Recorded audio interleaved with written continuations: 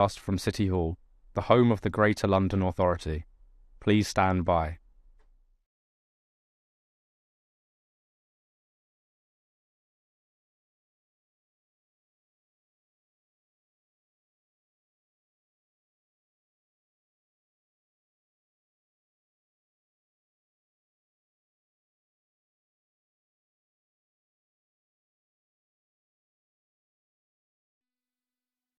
This is the broadcast from City Hall, the home of the Greater London Authority.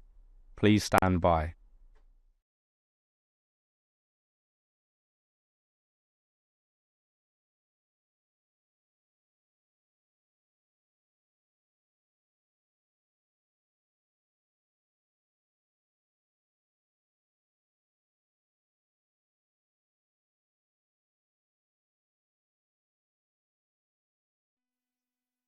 This is the broadcast from City Hall, the home of the Greater London Authority. Please stand by.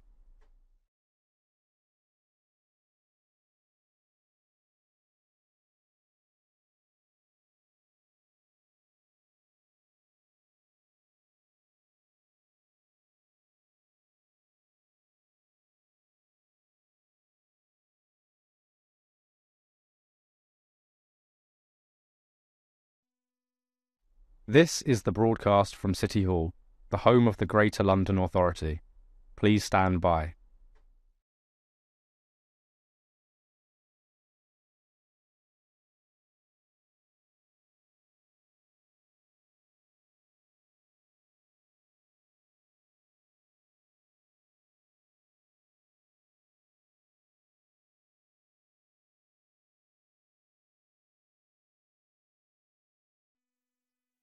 This is the broadcast from City Hall, the home of the Greater London Authority. Please stand by.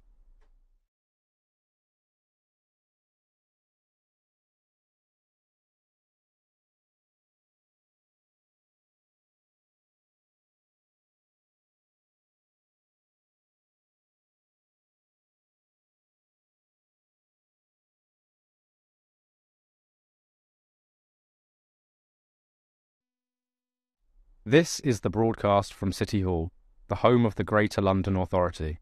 Please stand by.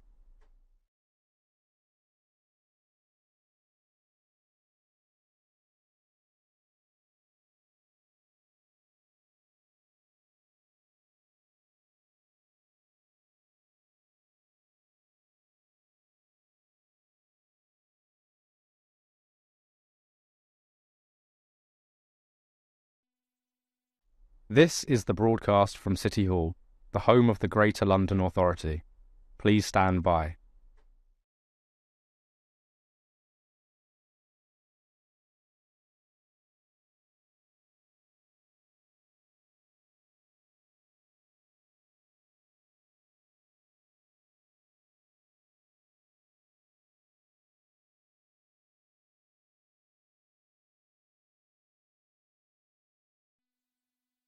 This is the broadcast from City Hall, the home of the Greater London Authority.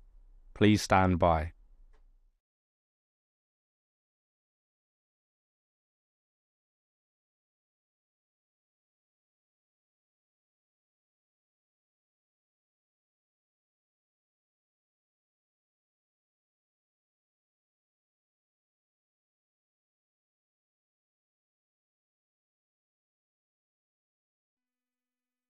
This is the broadcast from City Hall, the home of the Greater London Authority. Please stand by.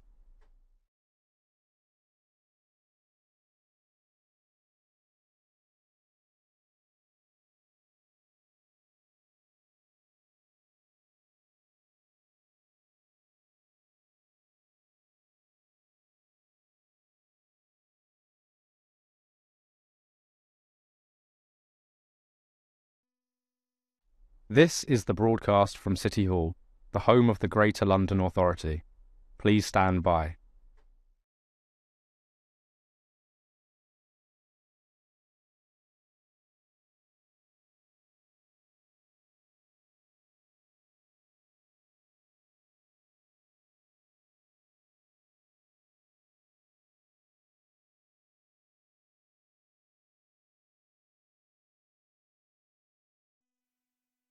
This is the broadcast from City Hall, the home of the Greater London Authority. Please stand by.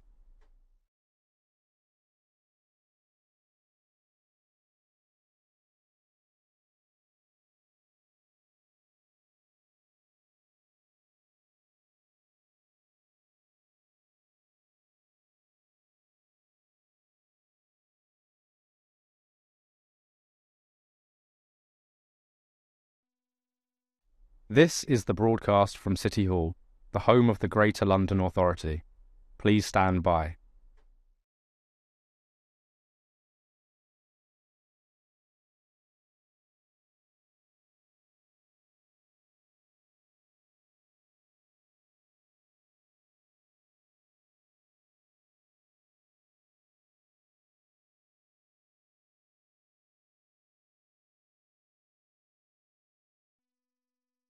This is the broadcast from City Hall, the home of the Greater London Authority.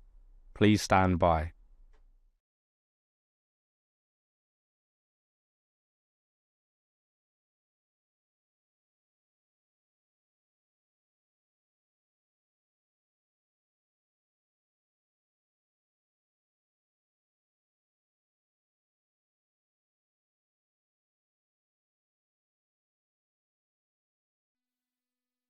This is the broadcast from City Hall, the home of the Greater London Authority. Please stand by.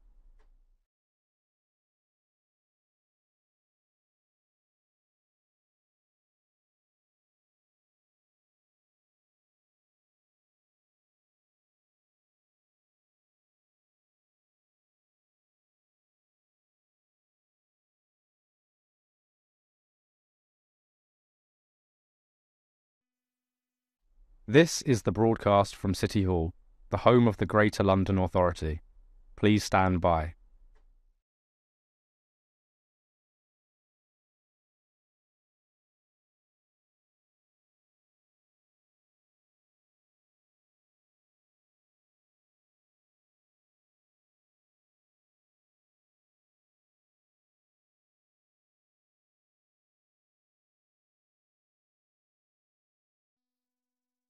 This is the broadcast from City Hall, the home of the Greater London Authority. Please stand by.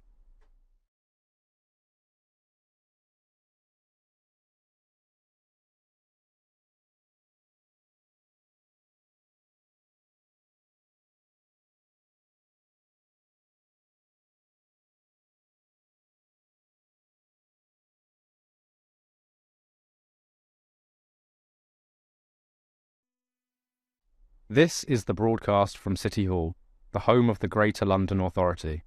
Please stand by.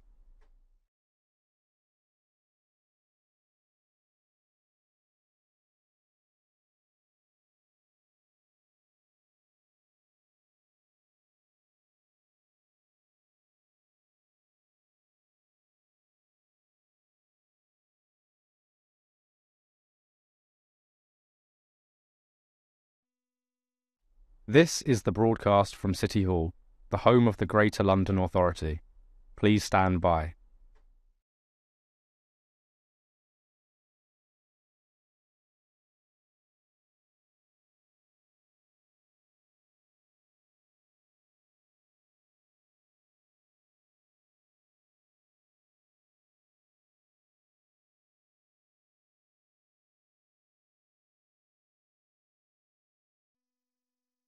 This is the broadcast from City Hall, the home of the Greater London Authority. Please stand by.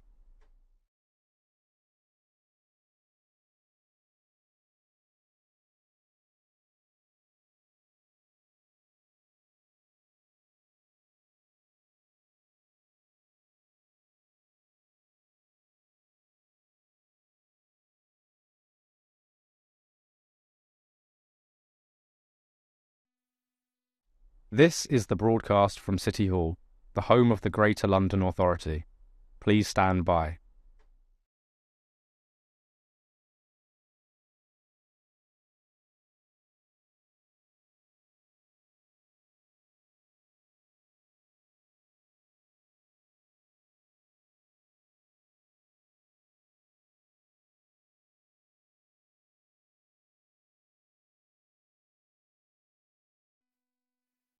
This is the broadcast from City Hall, the home of the Greater London Authority.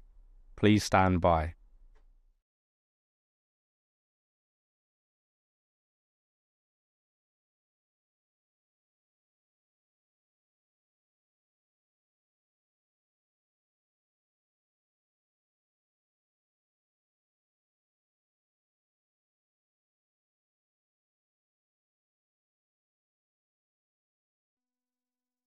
This is the broadcast from City Hall, the home of the Greater London Authority.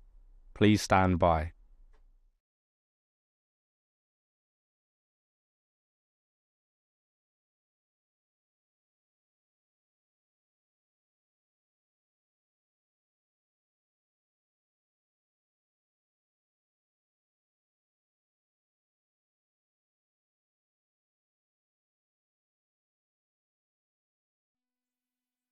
This is the broadcast from City Hall, the home of the Greater London Authority. Please stand by.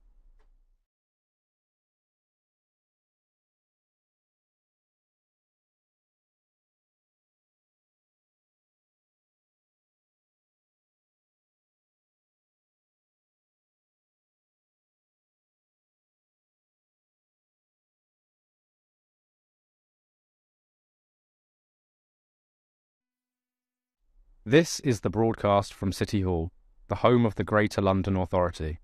Please stand by.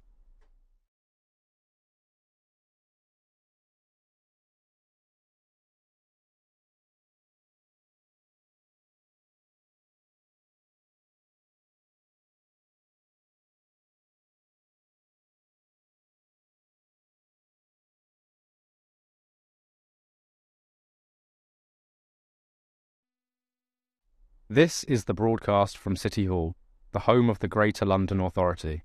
Please stand by.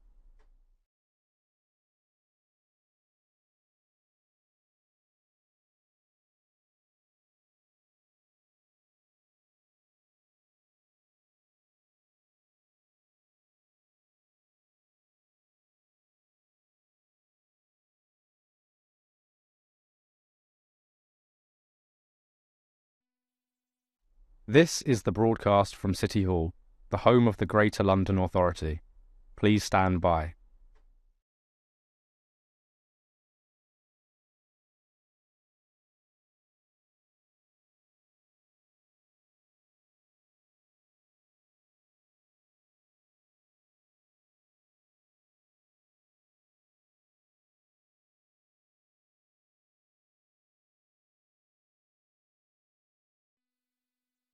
This is the broadcast from City Hall, the home of the Greater London Authority. Please stand by.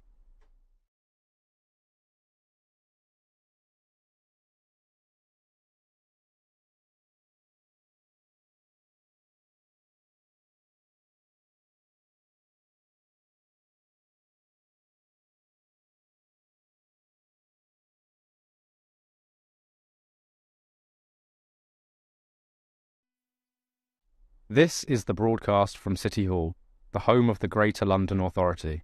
Please stand by.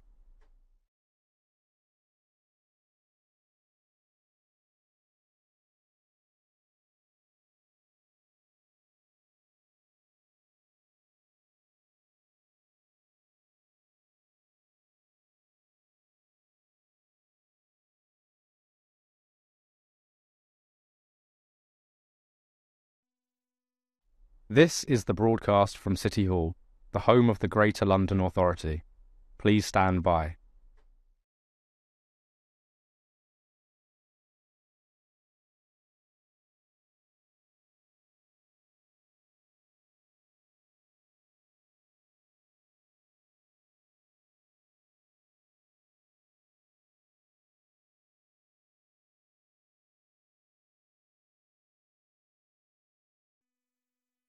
This is the broadcast from City Hall, the home of the Greater London Authority. Please stand by.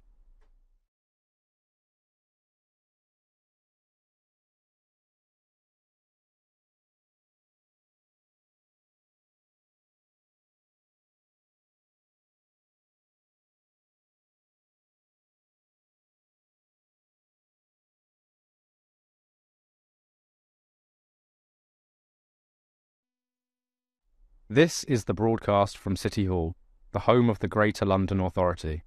Please stand by.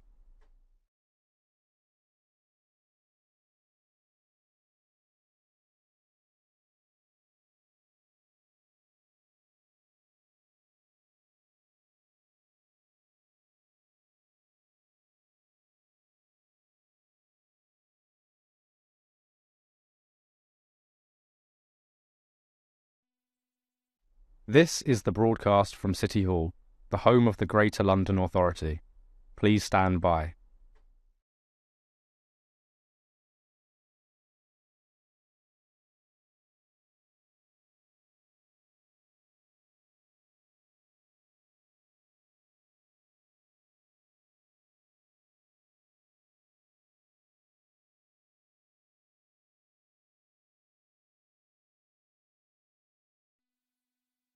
This is the broadcast from City Hall, the home of the Greater London Authority. Please stand by.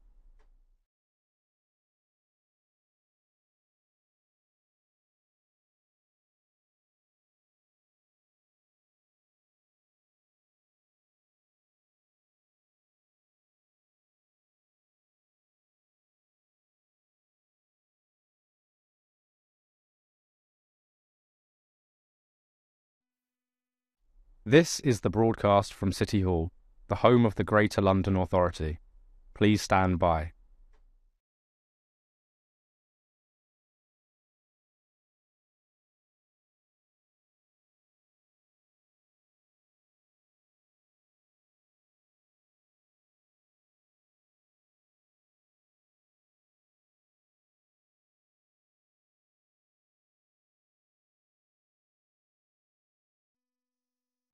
This is the broadcast from City Hall, the home of the Greater London Authority. Please stand by.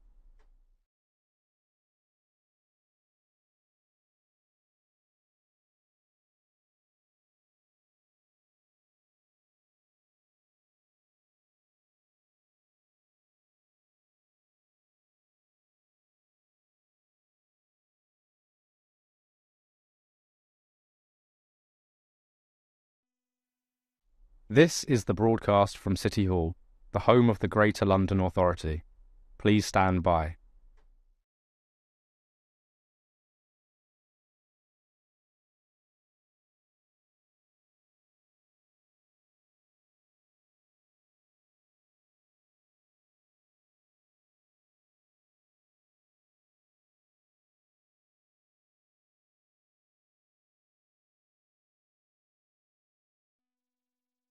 This is the broadcast from City Hall, the home of the Greater London Authority.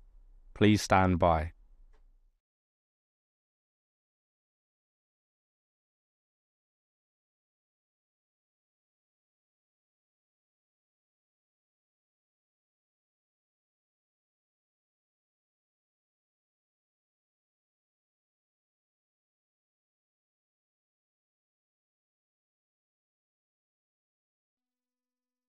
This is the broadcast from City Hall, the home of the Greater London Authority. Please stand by.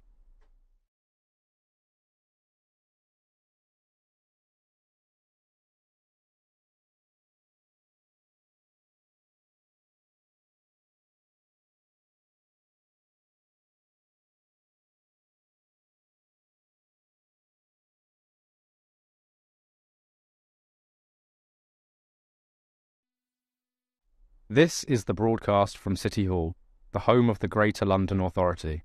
Please stand by.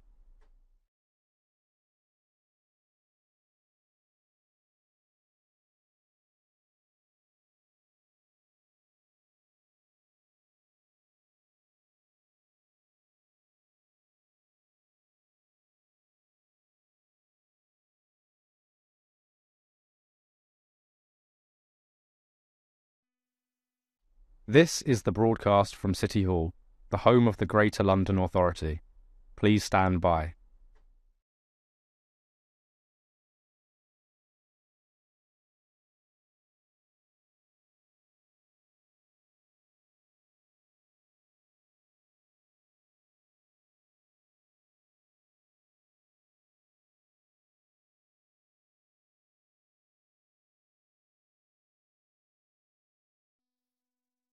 This is the broadcast from City Hall, the home of the Greater London Authority.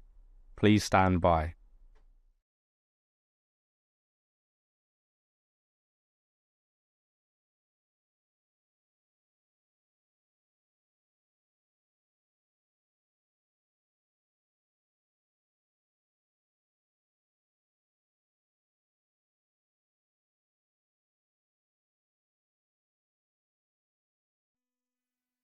This is the broadcast from City Hall, the home of the Greater London Authority.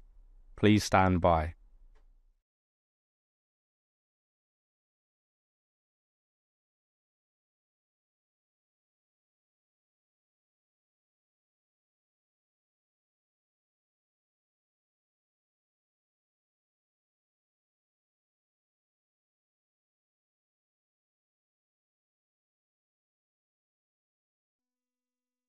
This is the broadcast from City Hall, the home of the Greater London Authority.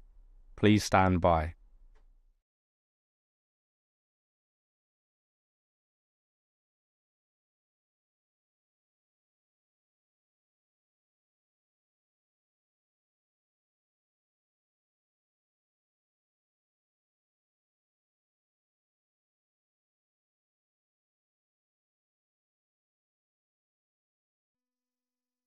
This is the broadcast from City Hall, the home of the Greater London Authority. Please stand by.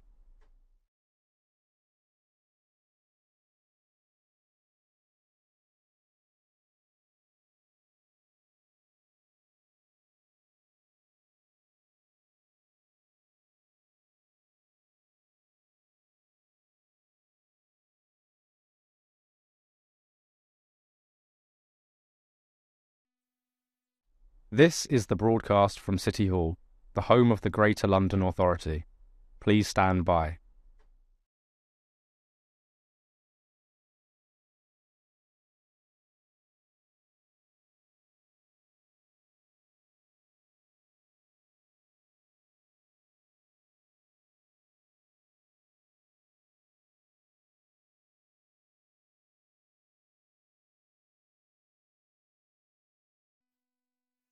This is the broadcast from City Hall, the home of the Greater London Authority. Please stand by.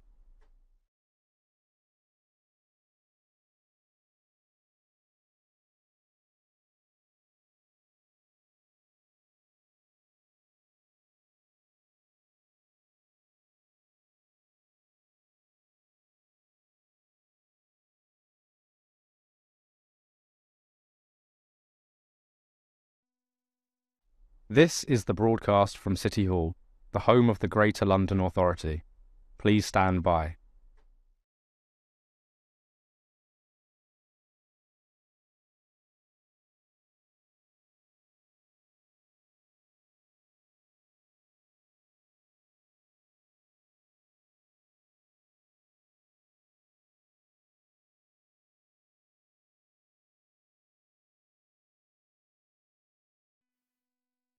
This is the broadcast from City Hall, the home of the Greater London Authority. Please stand by.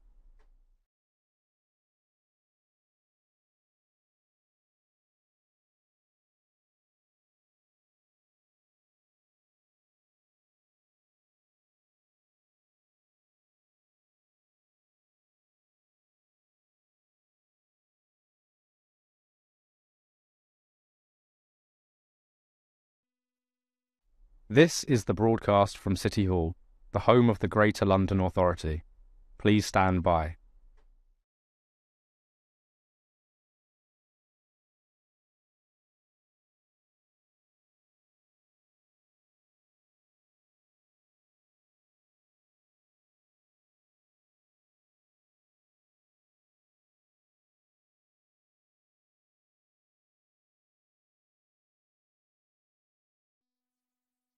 This is the broadcast from City Hall, the home of the Greater London Authority.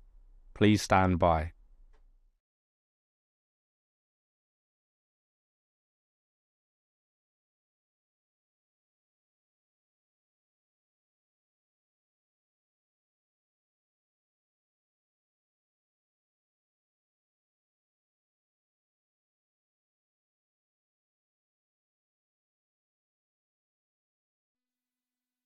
This is the broadcast from City Hall, the home of the Greater London Authority. Please stand by.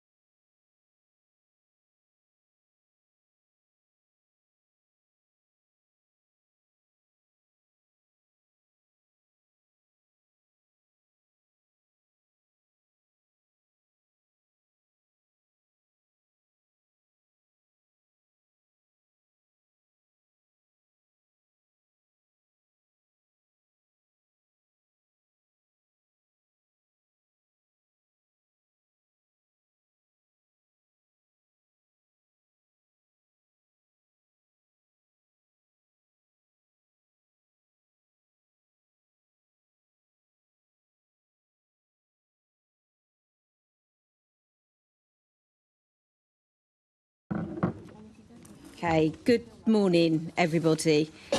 Can I welcome everyone to the Police and Crime Committee? This morning we'll be holding a discussion on neighbourhood policing and the experience of young people in London. Please could I ask you to make sure that your electronic devices are switched to silent mode to avoid any interruptions. Can I now ask our clerk, Lauren Harvey, if any apologies have been received? Thank you, Chair. We've received apologies for absence from Assembly Member Roberts, for whom Assembly Member Bakari is attending as a substitute, Assembly Member Small-Edwards, for whom Assembly Member Harani is attending as a substitute, and also Assembly Member Cooper. And we've received apologies for lateness from one of our guests, John Hart. Thank you. Can I ask the committee to note the recommendations set out at item 2 and ask if members have any other interest to declare? Can we confirm the minutes of the meeting held on the 4th of June 2025 to be signed by me as a correct record? Agreed. Can we note the completed and ongoing actions arising from previous committee meetings? Noted. Can we note the response received from the Metropolitan Police Service to the committee's report on violence against women and girls? Noted.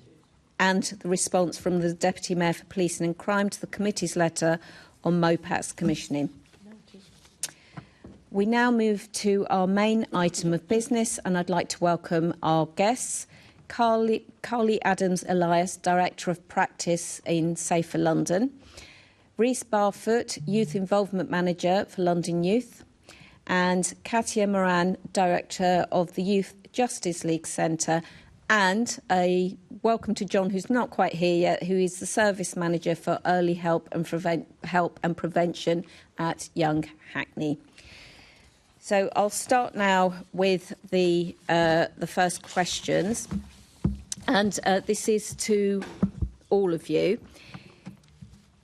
In your experience, to what extent do young people feel safe in their communities in London? And Katia, perhaps we could start with you. Hi there. Well, I think it really depends on the young people themselves. I think they have very, very varied experiences of feeling safe. At the Youth Justice Legal Centre, we have a legal advice line which is used predominantly by professionals, but also directly by young people and their families who are having youth justice issues. So they're already right on the brink of or well into the youth justice system. And I would say that those who are experiencing issues around violence definitely do not feel safe, and that is, we hear that over and over again as an explanation for sometimes why they are doing the things that they're doing. So that's my experience on that. Thank you. Rhys. Thank you. So as a part of our organisation, we work with about 600 voluntary youth organisations across... Reece, I'm really sorry. Would you mind bringing the microphone a little bit closer to you, please? Thank you very much. Is that any better? Excellent. Okay, yeah. So part of our organisation, we have a network of 600 voluntary youth organisations across London. A lot of my role is engaged in their youth voice areas, so lots of youth boards, lots of youth advisory panels. There seems to be a very mixed response across the boroughs. Lots of young people in kind of neighbouring boroughs often feel very safe, but then there are kind of clusters or like hyper-localised areas where young people do express where they don't feel safe. So I guess my answer is that we are seeing a very mixed bag of responses from the young people that we engage. Thank you. And Carly? Hi, so I am from an organisation called Safer London, which engages with young people and families who've been impacted by exploitation and violence. And so we work with around 400 to 500 young people a year, and that's around about 250 young people at any one time. I think given the context of why they're working with us, I would say the overwhelming majority of young people that we talk to talk about feeling unsafe in their communities and are living in with quite a lot of fear, and that kind of impacts their experience of harm and safety within the community, but it also impacts on how they feel able to trust the adults within their communities to help and protect them as well. So I feel like it's multi-layered. I think they're experiencing a lot of harm that impacts on their feelings of safety, but then when they're asking for help or coming into contact with professionals such as the police or other agencies, that then sometimes compounds their experience of feeling unsafe because they don't necessarily get the responses that they need as children. Thank you. In 2024, an IOPC Youth Panel survey found that young people's trust in the police has decreased. In your experience, how much trust and confidence do young people in London have in their local policing teams? And what can be done to ensure that young people's trust in police doesn't decline any further? So if we start with Reece then, please. Sorry, can you just repeat the question again? Sorry. Yes, it's a bit of a long one. So I referred to the IOPC Youth Panel survey, which showed that young people's trust in the police had decreased. And what I'm asking is, how much trust and confidence do young people have in London in their local policing teams, in your experience? And what can be done to ensure that that trust and confidence doesn't decline? Very good question. So we recently had an engagement session with the Independent Office of Police Conduct with our youth board. Again, we had very kind of mixed response of what young people's experiences were, especially around kind of trust within policing. Some of the stats around that 2 in 3 young people don't report crimes was something that us as an organisation, we were very kind of alarmed by. Lots of the reasons are kind of, yes, distrust, fear of kind of like repercussions or like retaliation. Often kind of young people also express that that they kind of feel that they're not believed as well. So when they engage with the police, I guess from kind of our perspective, from our perspective as an organisation, we would really kind of welcome some form of scheme or something where there could be like more an effective like engagement with the Met, like whether it's kind of access and youth provisions, statutory or voluntary. I think it's often kind of young people do they do feel like that they struggle to engage with the Met. So we would welcome something where we can improve that process. Thank you. Carly. So as I've already mentioned, I think that the young people that we engage with tend to have a very low level of trust in the police. That's often because of their experiences within the community generally, but then when they're a young person who's been impacted by a crime, either as a victim or because they've been some way engaged in a criminal offence, how they tend to receive and experience their interactions with the police is that they feel that they're often seen as a suspect first, regardless of what their interaction with the police has been. And we've worked with lots of young people where they've reported very serious crimes against them, including, you know, threats made against their families, being harmed with weapons, and that they are first and foremost treated as if they're not being believed, and that they feel like they're being blamed for the crimes that have been committed against them. So that kind of already starts off from a place of increasing that fear that I've already referred to, and kind of increasing the level of trust. So that then impacts on how those young people feel able to engage with the police going forward, and then it means that they're less likely to feel that they're able to make kind of statements or kind of follow through with criminal justice processes. And so I think that there's a couple of kind of layers to that. So there's that sense of feeling responsibilised for the harm that they've experienced, whether they're kind of being seen as a victim or a perpetrator. We try not to use that language in our organisation because we see them as children first. But then there's the kind of the conduct that they receive kind of on the ongoing kind of interactions with the police. And I think some of the way that young people feel that they're treated as suspects and not believed is the way that they're spoken to, the language that is used around them, the level of communication that they get from the police or that they don't get from the police. Often it's a lack of communication.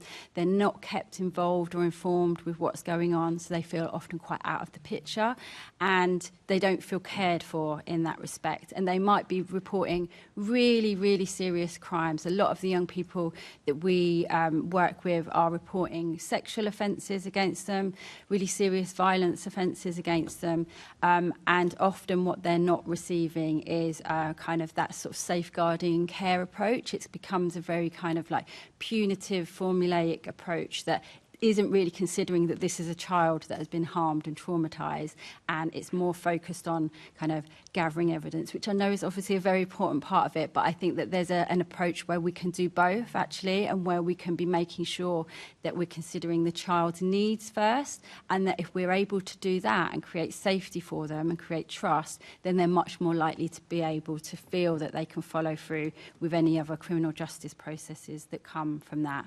So I think thinking around how we can improve conduct, whether that's in those kind of individual interactions between the police officer and the young person, as well as thinking about, you know, the conduct throughout the whole system, but also the communication and making sure that that is really clear, and that it isn't, you know, a really serious crime has been kind of investigated, and that at the end of that, the young person just receives a letter to say no further action, without thinking about how that lands with the young person, especially when they've been experiencing something that's been, you know, a violent offence against them, that then they're then felt like they're not believed, and that then kind of reinforces those kind of experiences of lack of trust. And then a lot of the young people that we work with are not engaging with the police on just one occasion, so each occasion after that is impacted by those kind of early interactions.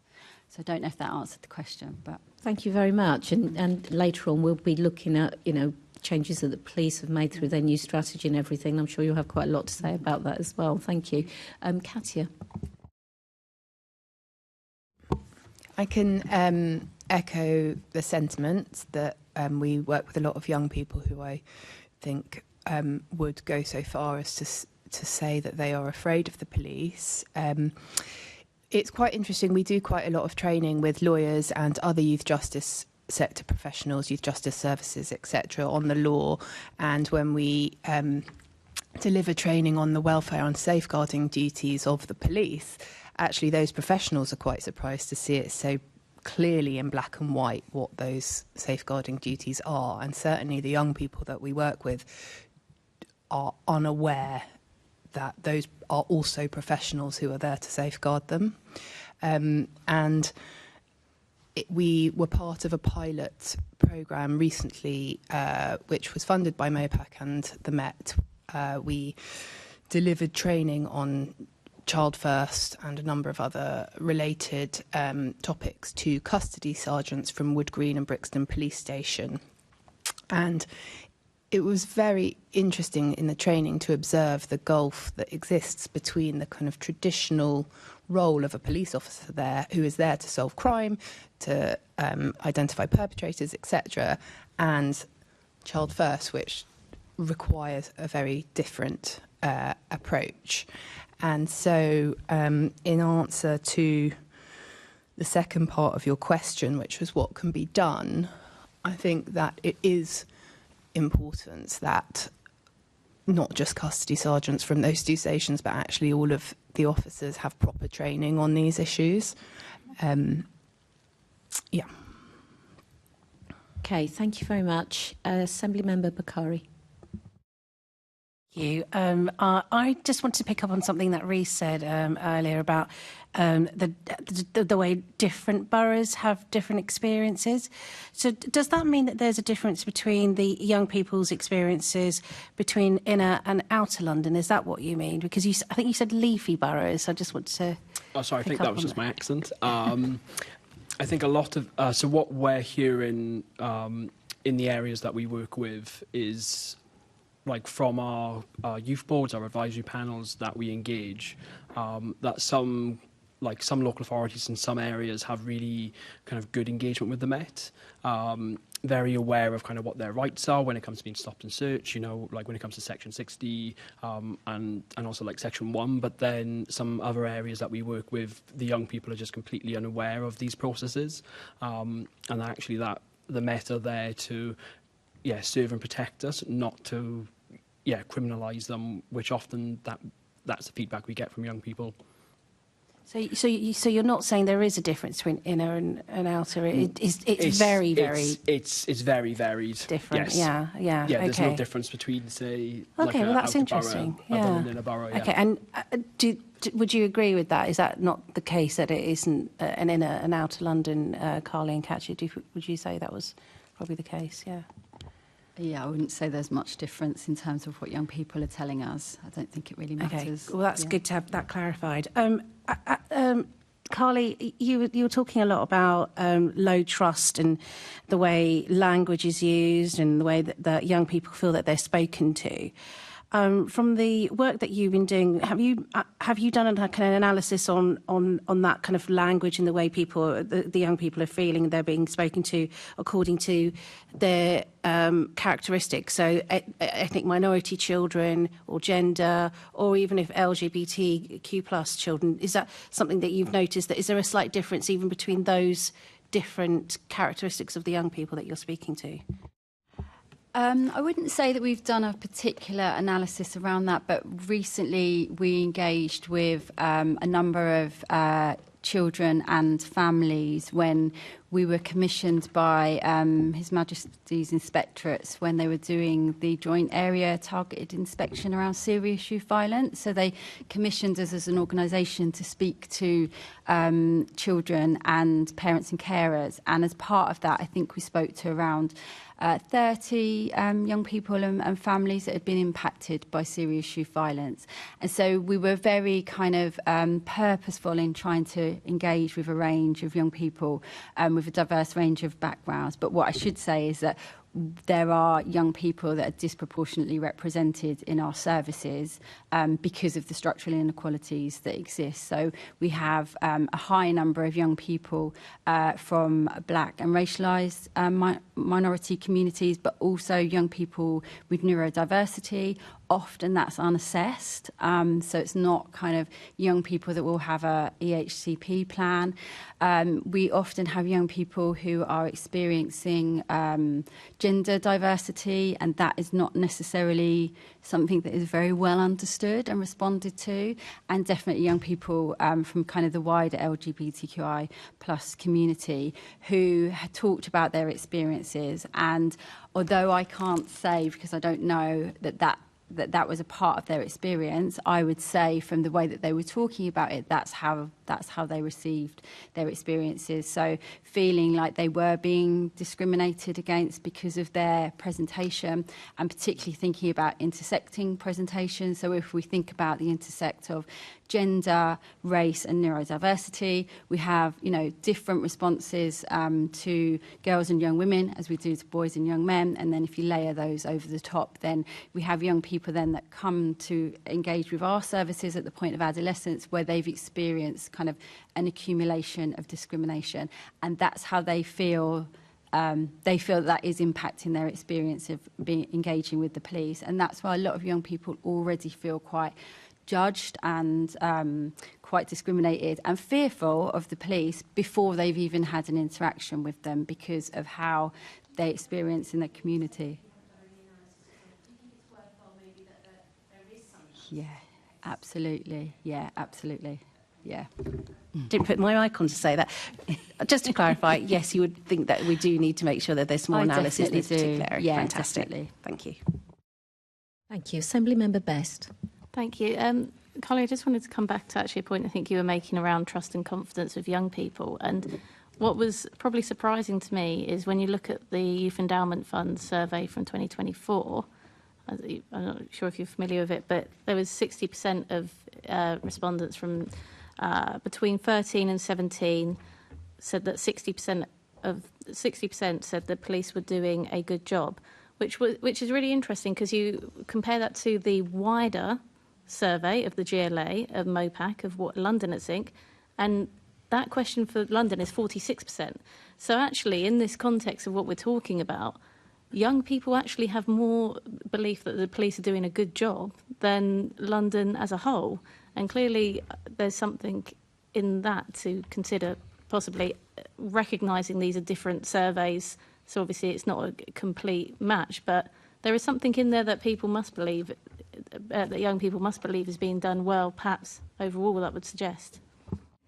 Can I just answer on that? I do, and I understand what you're saying. I think we should take into context the young people that we're working with are young people that have been impacted by exploitation and violence, so aren't represented necessarily of all young people in London. And we do often have conversations with the young people about what they would like to have to feel safer in their communities. And whilst they're saying these experiences that I've just shared, they often also say they think that there should be more police presence. And so sometimes that's hard to kind of balance that tension. And actually, I think what they want, and they do, and some young people do kind of see the police as being a protective agency, but I think that they want to have faith that when they do have those interactions that they will feel safer and they will feel trusted. So it's not that they're saying that they don't want police at all, but they want to kind of change that engagement with the police. And it isn't limited to the police either. There's lots of agencies that work with young people that they have opinions about. But I think that what we need to get to is like, how can we bring sort of more care and compassion into those interactions, and actually then, having more police officers around and more visible in some ways will feel like it's helpful to a lot of young people. Thank you. Assemblymember Lord Bailey. Thank you, Chair. Before I go into my questions, I just want to ask a few questions here. Ms. Brown, do you even think that Child First and policing are compatible? Because the point that police are looking at people as perpetrators or trying to collect evidence, and Child First is a completely different take on all of that. Do you think they're even compatible? I think they can be compatible, but they're not going to be compatible if there isn't any proper training on what they are. Right. So what would you like to see to help them be more compatible? Or do you think we're doing fine? No, I think that, as I said, that pilot that we did, what that really made me think was that all of the officers in all of the different roles needed to have proper training on what Child First is about, why it's got, to the point where it is, and how it can apply to their day jobs. Because it was obvious talking to the custody sergeants that they'd done this training and, okay, that was fine. That was really good. But what about the investigating officers, the arresting officers? If they're not on the same page, then there's going to be problems between the teams. That's going to make their day jobs more difficult. You know, it just raised the fact that for it to be implemented successfully, there has to be some training on it, and they have to all be. So you're saying the impact, the positive impact would be better. I mean, in a way, it's rather obvious. I just want it on the record that if more officers had the training, what I would like... Assembly Member Bailey, we are coming on to Child First in a few minutes when you've asked your official questions. I'm going to... If you could restrain yourself. I've been chastised. But I would to ask Carly a question as well. To what extent are the children you're dealing with talking about the police and or everything else? So I've been a youth worker for over 38 years. My boys don't just look at the police. When you talk about, you know, if they've been arrested, it's about the police. But their view of the police is actually funded by their view of adults in general, the people around them. The most important thing is, the trouble is, often the police look at a child who has in the past been a perpetrator and then find it hard to see them as a victim. So those two things there, how much are they driving the opinions of the young people that you're dealing with? Well, I'd say the majority of the children and young people that we engage with have had some interaction with the police, whether that's through their experience of being harmed or engaging in criminal activities. And I think that I'm going on to the Child First bit a little bit, but what those young people are telling us is that their needs aren't considered. So actually, yes, you might have a child that is a suspect of a crime, but what they're not finding is that police are thinking about what's the context of that, their involvement in a crime or suspected involvement in a crime. And so they are being treated as a suspect and not as a child first. So rather than thinking about what's happened to this child, what does this child need, how can we help this child, they're thinking, what crime has been committed, how am I going to kind of follow the processes that I need to prove that. And that's where that flip needs to change, because if we're doing it solely on thinking about the crime, then we're not putting the child first, because we need to be thinking about the wider context of why that child is being suspected or involved or has been kind of engaged in why they're with the police. And so I think that the young people that we work with do often have trust issues with wider adults. That's true. But often I would say it's mainly the police and social care that they have that with, because often they are like the very kind of first and kind of most visible kind of sources of help or protection that they expect to go to first and often go to first. And they're the ones often is that first point of contact where they're not always feeling like they're believed or that they are being treated as a child first in that situation. So actually when you then bring in youth workers or advocates or other people that can invest in building trust and invest in building relationships, that can go some way to mitigate that trust, and we can kind of act as sources to help build relationships between the young person and, say, their social worker or investigating officer. So we can have that, and we can have young people where they do have positive relationships, but I think that there's something bigger about having the time and the resources to be able to build relationships and build trust and start from that point of, first of all, thinking about the child rather than thinking about the crime, and kind of engaging with kind of wider safeguarding partners to help bring that about, which I find often... I think what you're doing is explaining the tension between having to police, because that's the first time that child comes into contact with authority, and also the police have a need to maintain that authority, and sometimes children don't like what they're hearing, particularly if they're in trouble, but it is actually what they need to hear, because the interesting thing in this conversation is how the police then go back to the victim. I think that needs to be a bit of the... I deal with a lot of young men who have often done something, and then all of a sudden they see themselves as a victim. They forget that they have generated a victim as well. But I'm going to have to ask my question, because I can see the chair vibrating. In your opinion, has the decline in neighbourhood police officers had an impact on young people's lives? And if so, how and why? If I start with Reece, can I just declare an interest, Reece? I used to be a member of London, of your organisation, and I was a massive fan because when I ran my youth club, they rescued me from myself on a number of occasions. That's very good to hear. It's very, very good to hear. Yeah, very interesting.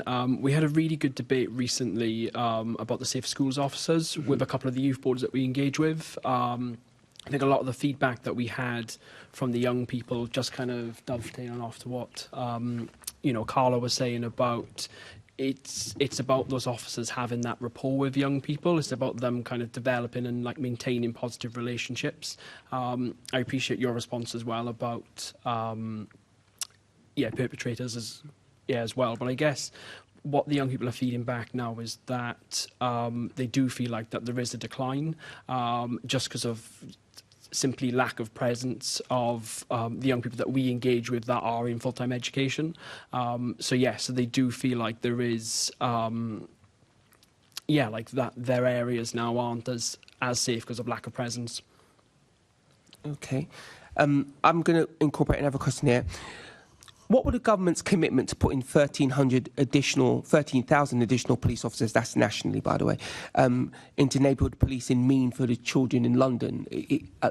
And please, John, feel free to chime in. Let's say we do get some extra police officers, which is actually not true. We're about to have a cut in numbers. What would you like to see those police officers doing? And if you were speaking to the young people you work with, what would they ask for those police officers to do?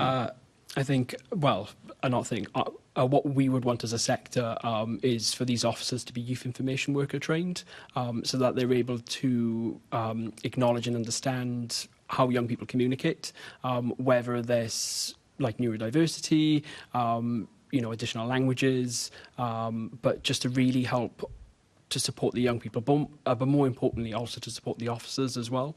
I'm aware that the new Met Child strategy wants to train 30,000 officers to be trained, and we feel that something.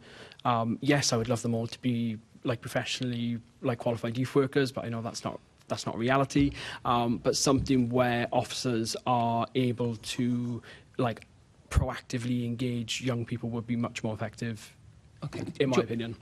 John, how would you feel if you had extra officers in your area and you were about to unleash them on your young people? What would you want them to know? Yeah, apologies for my lateness, and I'm just trying to sort of orientate myself in the conversation as well. Honestly, I'm not sure, and I can only speak from my position and my work in Hackney. I'm not sure more police officers is necessarily what we need there. I think there's a thing about the stability and continuity of those officers from a kind of senior level all the way through to your police on a neighbourhood level, because often those police officers are changing roles every year, every couple of years, and it's really difficult to get continuity of relationships with young people. It's also even harder to get continuity of a sort of strategic agreement for what we're doing, with smaller projects or bigger scale pieces of work. So I think if there was a longer term approach to how we think about the continuity of police presence, that would be welcome. I think there are things about youth work approaches that police colleagues could learn from. There's lots and lots of thinking around trauma and trauma-informed work, which can be done in a much more bite-sized way, which I think is more realistic for maybe police officers to engage with. And in Hackney, we've been doing lots and lots of work around anti-racist work as well, and maybe there are things there for police to be thinking about their learning too. Okay, I'll come back to you at this point, Chair. Thank you. And Assembly Member Bailey, I've never been described as vibrating before. Thank you. I'll add that to my collection. So we're now moving on to the Child First strategy, and obviously it is a new strategy. It was only launched a few months ago. So bearing that as the background, I will ask a couple of questions about it. So my first question is, are young people's voices being heard by the Met? And I wonder, Katia, if we could start with you. Well, as I sort of have started to allude to already, I think there's a lot of work to be done. The strategy, there's loads of positive things in the strategy, but, the MPCC has had all sorts of positive guidance in place for a very long time. It's where I'm think that there needs to be a focus is on actually getting the strategy into the day-to-day work of a range of different roles, and I think there's a lot of work to be done there. And in terms of children's voices, I suppose that feeds into it once the strategy is actually working in a real way, so that children experience police interactions and police custody in a child-first manner. When we get there, we'll probably say that yes, their voice is being heard. I think it's clearly a goal of the strategy, but I don't think it's being realised yet. Thank you, Rhys. Yeah, as a youth participation worker, I was really pleased to see that the Met is actively looking to engage young people. A large part of my role is supporting our organisations to set up like youth thematic structures, so like effective ways for young people to be consulted and like fed into the nature of the organisation. The one big problem that we find is trying to bolt on youth voice onto a pre-existing organisation rarely works. Culture eats strategy for breakfast. So I would really love the Met to take a lot of time and energy in like making sure that this process, it isn't just lip service for young people. It's about making like systematic changes within the organisation. So yeah, we welcome it. It just needs to be done properly. Thank you, John. Yeah, I guess similarly, it feels like it's a little bit early to say, but young people are not a homogenous group, right? We've got young people from all kinds of different walks of life, and I think their ability to be heard and what it takes from us and the police to help them to be heard is really variable. I think that's something that we need to engage with a little bit more critically. We're talking about autistic children, we're talking about the specific experiences of girls and young women, we're talking about black children, trans children. What might we need to do differently to hear about their specific experiences and enable them to be heard? Because I don't think the sort of position that we just say, well, we give you the opportunity to speak, is usually quite enough. And I should have welcomed you, John. Thank you. I know you've had problems getting here this morning. So John Hart from Young Hackney, welcome. Carly. I think that, I mean, like everyone else, I haven't really seen any major impacts in practice just yet, but like you say, it's early doors. What I would say is, in terms of hearing the voice and engaging with young people, with the police, I think that there's opportunities, if we're looking to embed a child-first approach, which kind of emphasises collaboration with the child, that there are opportunities for each interaction with the police to really kind of hear young people's experience and their lived realities, hear from them what they want, how they would like to be worked with. And I think that there are lots of opportunities to be doing that on an individual basis. And actually, if we're not doing it on an individual basis, doing kind of youth voice and participation at a strategic level is kind of meaningless, because it's not filtering down into those individual interactions. So I think thinking about, training officers around child first, it's also then thinking about how do we put that into practice and making sure that the officers have the skills and the space to do that within their interactions with young people. And I think if we can do that on an individual basis and make sure that we are listening to individual young people about what their individual experience is, then we're going to kind of lay a better foundation for actually making kind of the wider, more strategic youth voice and participation work kind of meaningful and impactful. Because I think a lot of the young people that engage in the more strategic kind of youth participation advisory groups are not necessarily the ones that are always kind of experiencing it at that moment. And so I think it's really important that we make space to hear from those that are in it in that moment. Thank you. And from this committee, I know that a lot of the issues that we've actually raised here in the Chamber in this committee were incorporated and taken on board in the Child First strategy, which obviously is a good thing to see. What I'd like to ask you, and again, bearing in mind it was launched just, 2-3 months ago, and I know the aspiration has been to train 30,000 officers, and they are doing that, but that won't have happened in that short time. What I'd like to ask you now is the Child First strategy the right strategy for working with young people? Theoretically, because it hasn't really landed yet, are there gaps in how it's been implemented, and do you think there are things that it fails to address? And Rhys, could we start with you? That's a really good question. I guess my first response is that it is possibly too early to see the kind of true effects of it. I mean, we will always welcome having any child-first approach when it comes to engaging children and young people. We really think it's very positive that the Met wants to increase trust to children and young people. I guess the question would be kind of how are they going to do that? And also, one of the key parts of it is to reduce exposure to crime to young people as well. So again, we welcome that. I guess just to kind of reiterate what everybody's saying so far is how is this strategy going to trickle down to the day-to-day work? From our perspective, we think it's too early to see where the gaps are yet. Thank you. Carly. I think I would kind of generally support the child first approach. I think it's kind of lays a good foundation, and I think that it's admirable that this has been taken as a strategy. I think what I worry about is how realistic it is for the police to kind of really embody that and kind of embed it into day-to-day practices, going back to kind of some of those tensions that we spoke about earlier.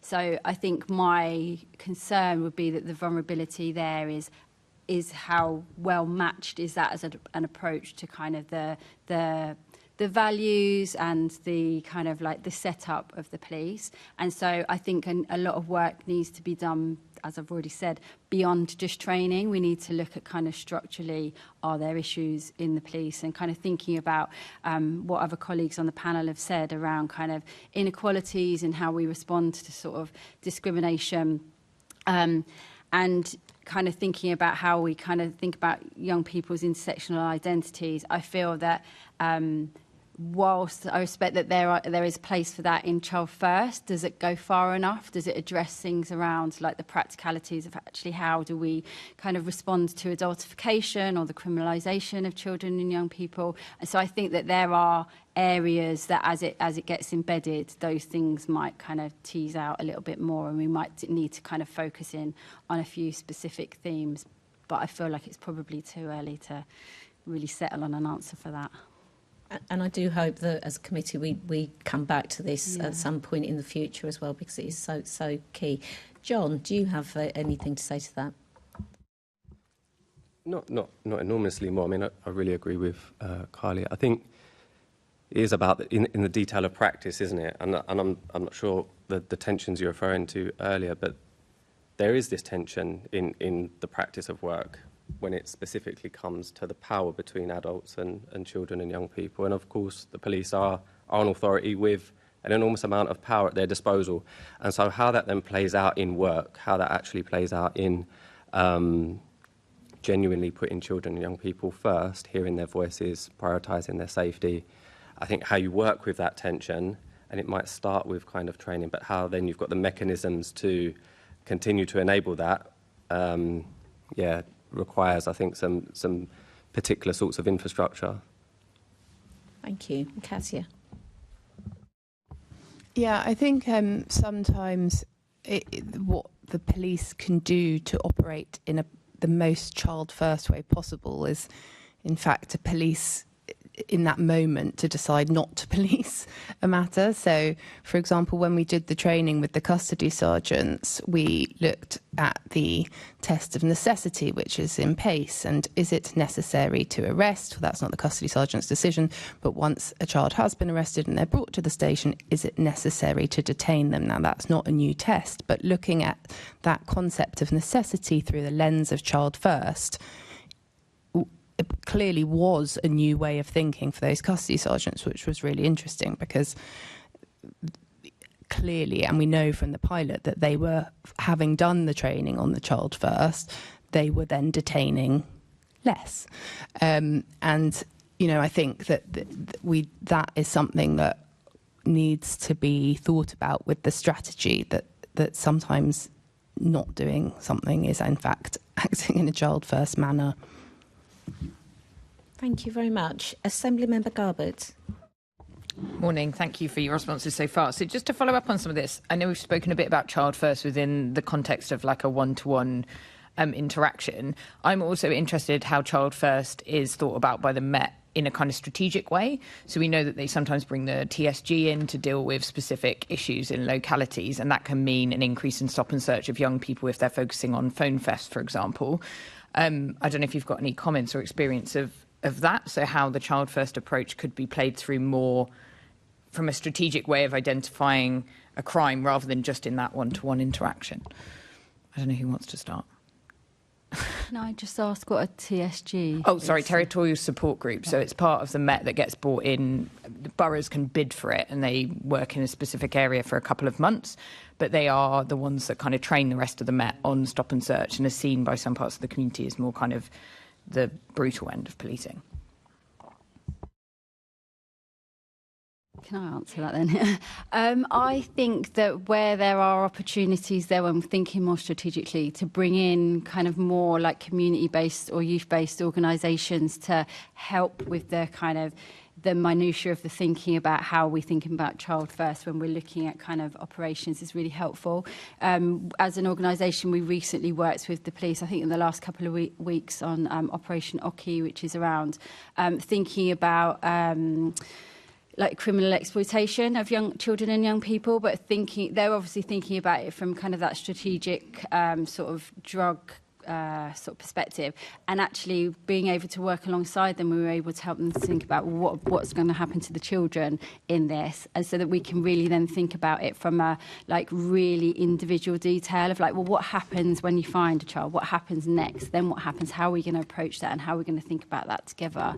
And then we were able to then think about, well, when children are identified through these processes, how can we get the support for them, because that's not necessarily the role for the police to do that, but if we can inform the police approach in those situations, then we can also be thinking about the next steps and the next steps, so that we can then help think about the child first and think about what does that mean in practice for that child, and share that safeguarding responsibility for the child. And I think the more opportunities there are to work alongside each other and kind of share those different approaches, the more likely that's going to then kind of play out in those individual interactions with children.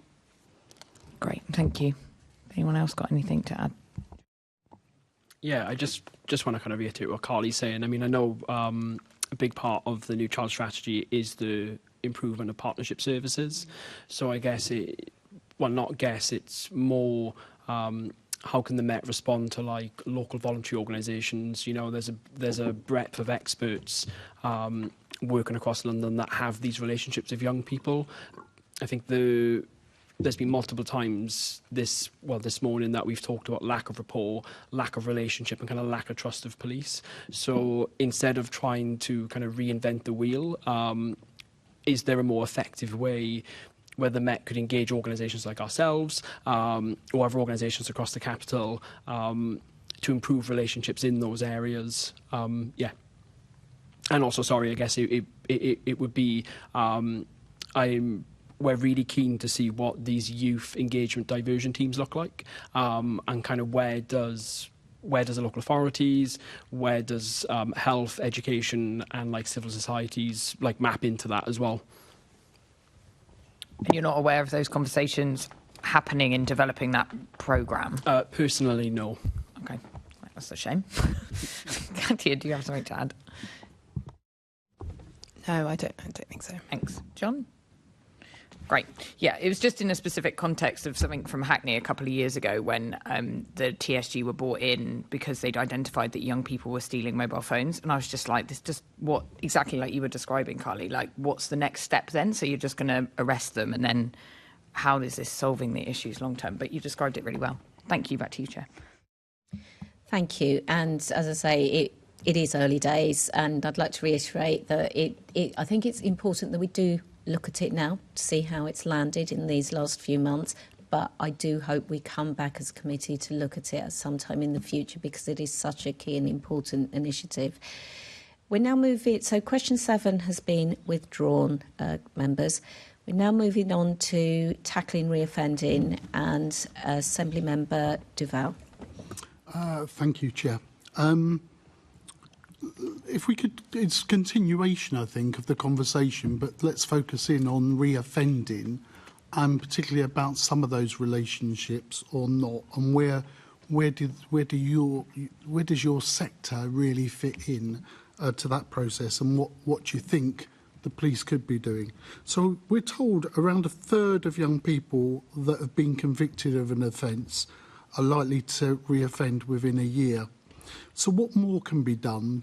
Well, let's start with your comments about the police service. What do you think the police could do in terms to prevent further offending by young people after the first offence? So if we start with Carly. I think there's probably lots of different things that we could do, really, but I think we've touched on a few in terms of those kind of individual interactions and sort of thinking about kind of trauma-informed responses, thinking about the child in their whole context, kind of wider than just the kind of the reason why that young person's come into contact with the police, what's going on for them, what help do they need, what other agencies do we need to involve in supporting that child or young person, thinking about who has trust with that young person, or that young person has trust with, where are there contexts of safety where we can kind of be thinking about building relationships and kind of building sort of positive engagement activities, whatever that looks like for the young person. How are we addressing safety for that young person? Because a lot of the young people that we engage with are involved in criminal activities because of their experiences of harm, whether that's at home, in the school, in the community.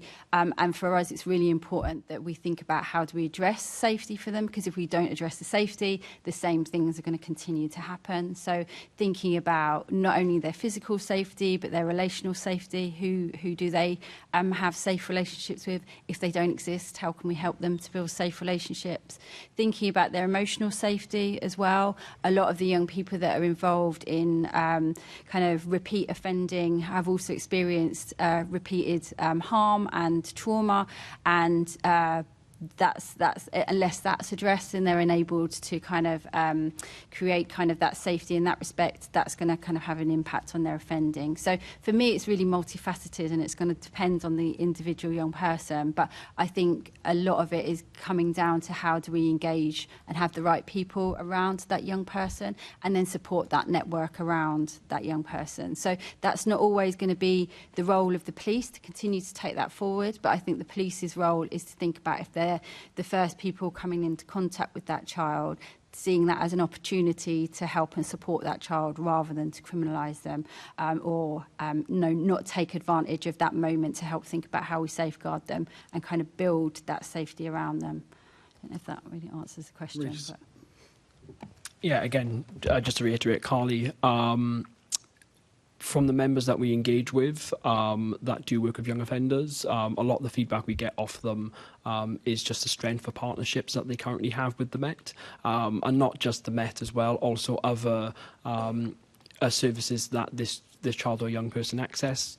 So I guess what we want to see more is just more of a kind of fluid partnership. Yes, embed in the child first approach. It's too easy to generalise young people. So yeah, just back to partnerships, back to improving those services. And then I guess bigger picture stuff as well then is just for more safe safer spaces for young people. So actually then that we can not even have to have them offending. But yeah, just more improved partnerships. Good to know. What we see quite a lot in our work is that when there's an opportunity for a safeguarding response, that is often trumped by a criminal justice response, and there is lots of room for that to shift. Obviously, there are occasions where that's not possible, and I know we're going to talk about safe schools officers, etc., but just thinking back to Child Q, it's just a very stark example of when she was being safeguarded from the cannabis. You know, the criminal justice response, which was totally, completely contrary to safeguarding, was what was used. And I think that happens on a much less dramatic scale, very widely. And there's some, you know, those children who have committed offences have protections in law to be safeguarded, and that is something that seems to slip down the pecking order somewhat. And I think we know that system contact promotes recidivism, and this is something that a wide range of professionals, schools, youth workers, you know, not just the police, could think about their responses to some of these situations and how they could shift. John. Yeah, I guess I wouldn't start with policing. If we think about kind of the national context, youth workers had £1 billion more in real terms out of its sector over the last 14 years. So when we're thinking about context for keeping young people safe, spaces, people, relationships, opportunities to create healthy friendships, take part in activities, learn skills, and prevent them from offending, lots of that network is not what it needs to be. And I would start there in thinking about how you re-establish those opportunities for safety. In Hackney, we have our out-of-court disposal work, so young people who are diverted away from the youth justice system. If they come in contact with the police, they're arrested for a relatively low-gravity offence, they can receive what's called an out-of-court disposal, a caution, a conditional caution. And in Hackney, the arrangements are that those disposal are delivered by Young Hackney, which is effectively the council's youth service or its early help and prevention service. And our rates of reoffending after an intervention are very, very low. So our success rate is around 85-90% and has been that way for many years. And I'm not sort of here to sort of sing praises of our particular work, but I think there are strengths to a youth work approach in delivering those types of interventions in those types of circumstances. And if other arrangements around the country had investment in its youth work, maybe there'd be similar possibilities. And do you put that down to a good performance by your service in terms of reoffending? Do you put that down to in terms of the practice that you do? Is there something you can point to of saying that's why it works with us, given the constraints that you've got and you've set out over, in terms of the level of resources? And secondly, should there be, it's quite interesting in terms of Kataya raised around the criminal justice intervention versus support stroke intervention. Support doesn't sound the right word, but it's, if you get what I mean, in terms of the non-criminal justice, should there be a complete, the relationship develops, but people need to be clear about what police do, what support services do, but they're all working towards one objective: stop reoffending. How does that fit into that model that you described to us? I think as far as pointing to what works, the evidence locally is really clear. It's been detailed, and ultimately we're really convinced that a youth work approach does work in those settings, in those particular contexts. As far as kind of being clear, I think young people are clear. That there are consequences to their actions, that the police have youth justice outcomes that they're working towards, but actually people collectively taking more responsibility for the safeguarding of children, more responsibility for thinking about them as children and young people. And that means lots of different things when we're thinking about child development and adolescent development and how their behaviours can be understood as communication to the people interacting with them. I think there's lots of room for that to be developed without that becoming unclear. Okay, thank you. So we're specifically looking at neighbourhood policing in terms of how best that it's changed over many years and part of the cuts that we've seen the police officers face. So can strong neighbourhood policing play a part in early intervention?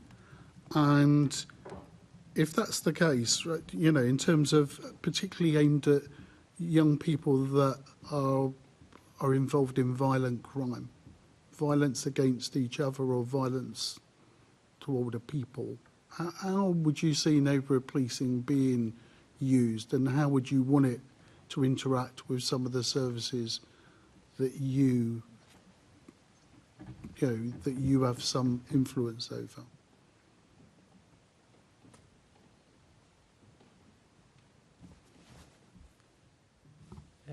I find it a difficult question to answer, frankly. I mean, I've worked in Hackney for over 20 years, and so you see different approaches to neighbourhood policing come and go.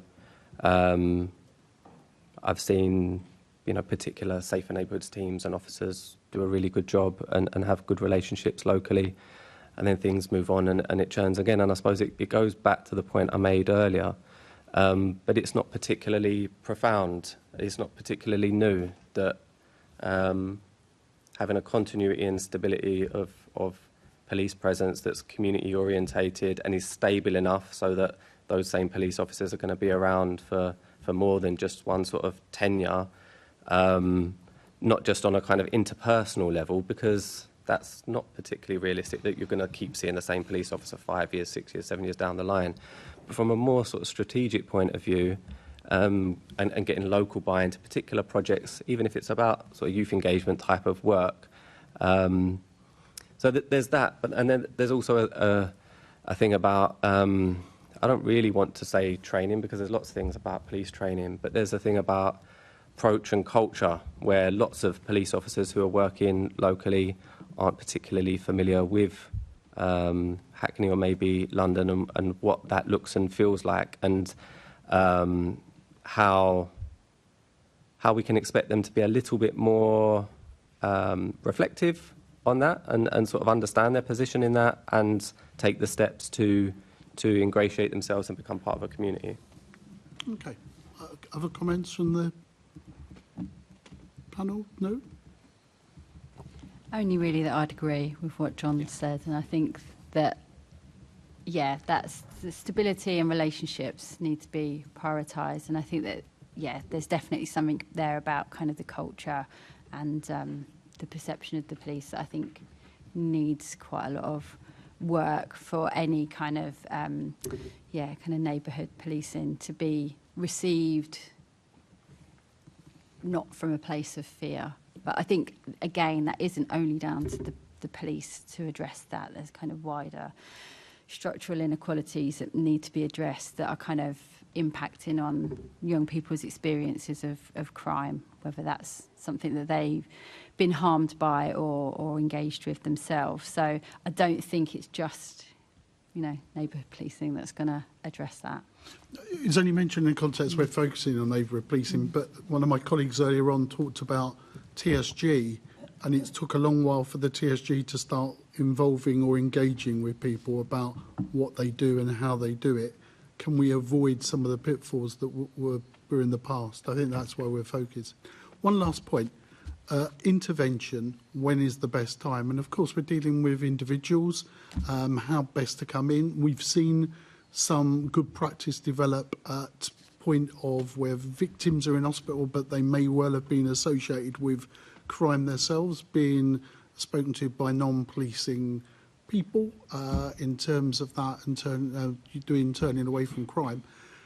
What is there a consensus amongst your sector about when is the right time to intervene and what process? When can you do the maximum amount to help these young people turn away from crime or stop getting involved in crime? What can you tell the committee about your views on that? I don't think there is one particular time that's going to suit every child or young person, and I think that we need to have a spectrum of opportunities and interventions that come in different shapes and sizes at all different points across a young person's life, because what we might perceive to be the right time is not necessarily the right time for that young person, and actually what we perceive to be the right organisation might not be the right kind of type of help for that young person at that time. So I think that the more options that we have available, and the more that we're kind of going forward to engage with young people to think about what's right for them, rather than them telling us what's right, rather than us kind of making that decision for them. So I think we have to have a whole spectrum from kind of early life, kind of all the way through to adulthood. Any other comments?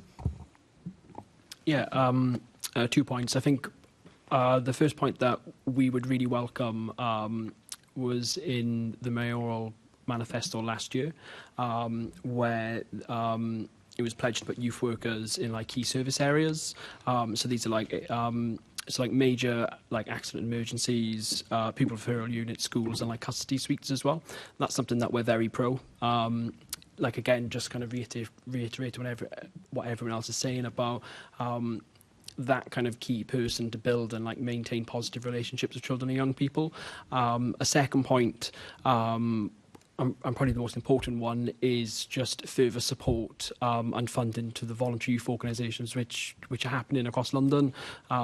Just under 70% of all youth work is happening within the voluntary sector. I think it's about 69%, and we're engaging members on a daily basis which are actually having to shut. So obviously by providing young people with more opportunities for safer spaces, more access to opportunities, more chances for them to develop their social mobility, should in turn, in theory, reduce any risky behaviour from those young people. Well, I mean, at the Youth Justice Legal Centre, like I said, we're dealing with children who are already sort of in the criminal legal system to some extent. So probably there's all sorts of things that could be done much earlier on. But my area is obviously at that kind of late stage. And just to kind of echo some of the things that John was saying about diversion, we run a legal advice line, and a lot of the cases that we take are around trying to de-escalate criminal justice responses. So trying to persuade police and CPS to divert children.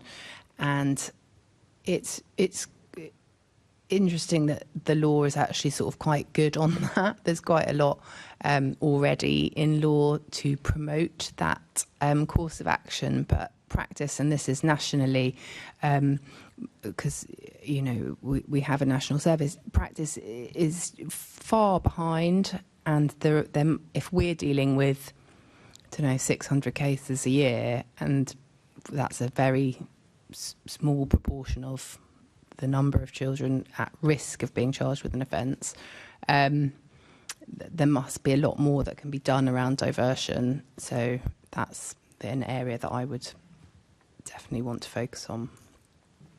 John? I guess in a word, early. As early as possible, really. And then the question follows, when is that? Is that sort of 0 to 5? Is that neonatal? Is it early in childhood? At what point in adolescence? So, but I agree that, a sort of spectrum of support and intervention is needed. But I guess the other point I'd pick up on is the word sort of intervention. And there is a place for intervention, for specific, focused, targeted, evidence-based pieces of work that address something in particular. But the thing that I think we're not giving enough attention to is universal open access youth work. And it kind of feels like, I sort of disagree slightly, Reece, although I do think youth workers should be in hospitals and all those sorts of places. We're a little bit sort of preoccupied with putting youth workers everywhere except for youth clubs or youth centres, which are genuinely meant to be young people's spaces. And so when we're talking about things like enabling their voices, which we've talked about, or negotiating power, which we've talked about, those are the places that are meant to be dedicated for them, and therefore safety follows and so on and so forth. So I think there's something about trying to keep all of those bits in the picture. Thank you. Thank you. So before we move on, I'm aware that the temperature in this room, and it's not political temperature at the moment, it's actually physical temperature, is rising. I have asked for the temperature to be lowered. Always a double-edged sword because we could end up with -5, but let's see how we get on. Assembly Member Garbett, sorry, okay, thank you. If we could but just backtrack a little bit to Child First again, and Assembly Member Best, my apologies for not calling you at the appropriate time. That's fine. So obviously let's cast back to the Child First approach.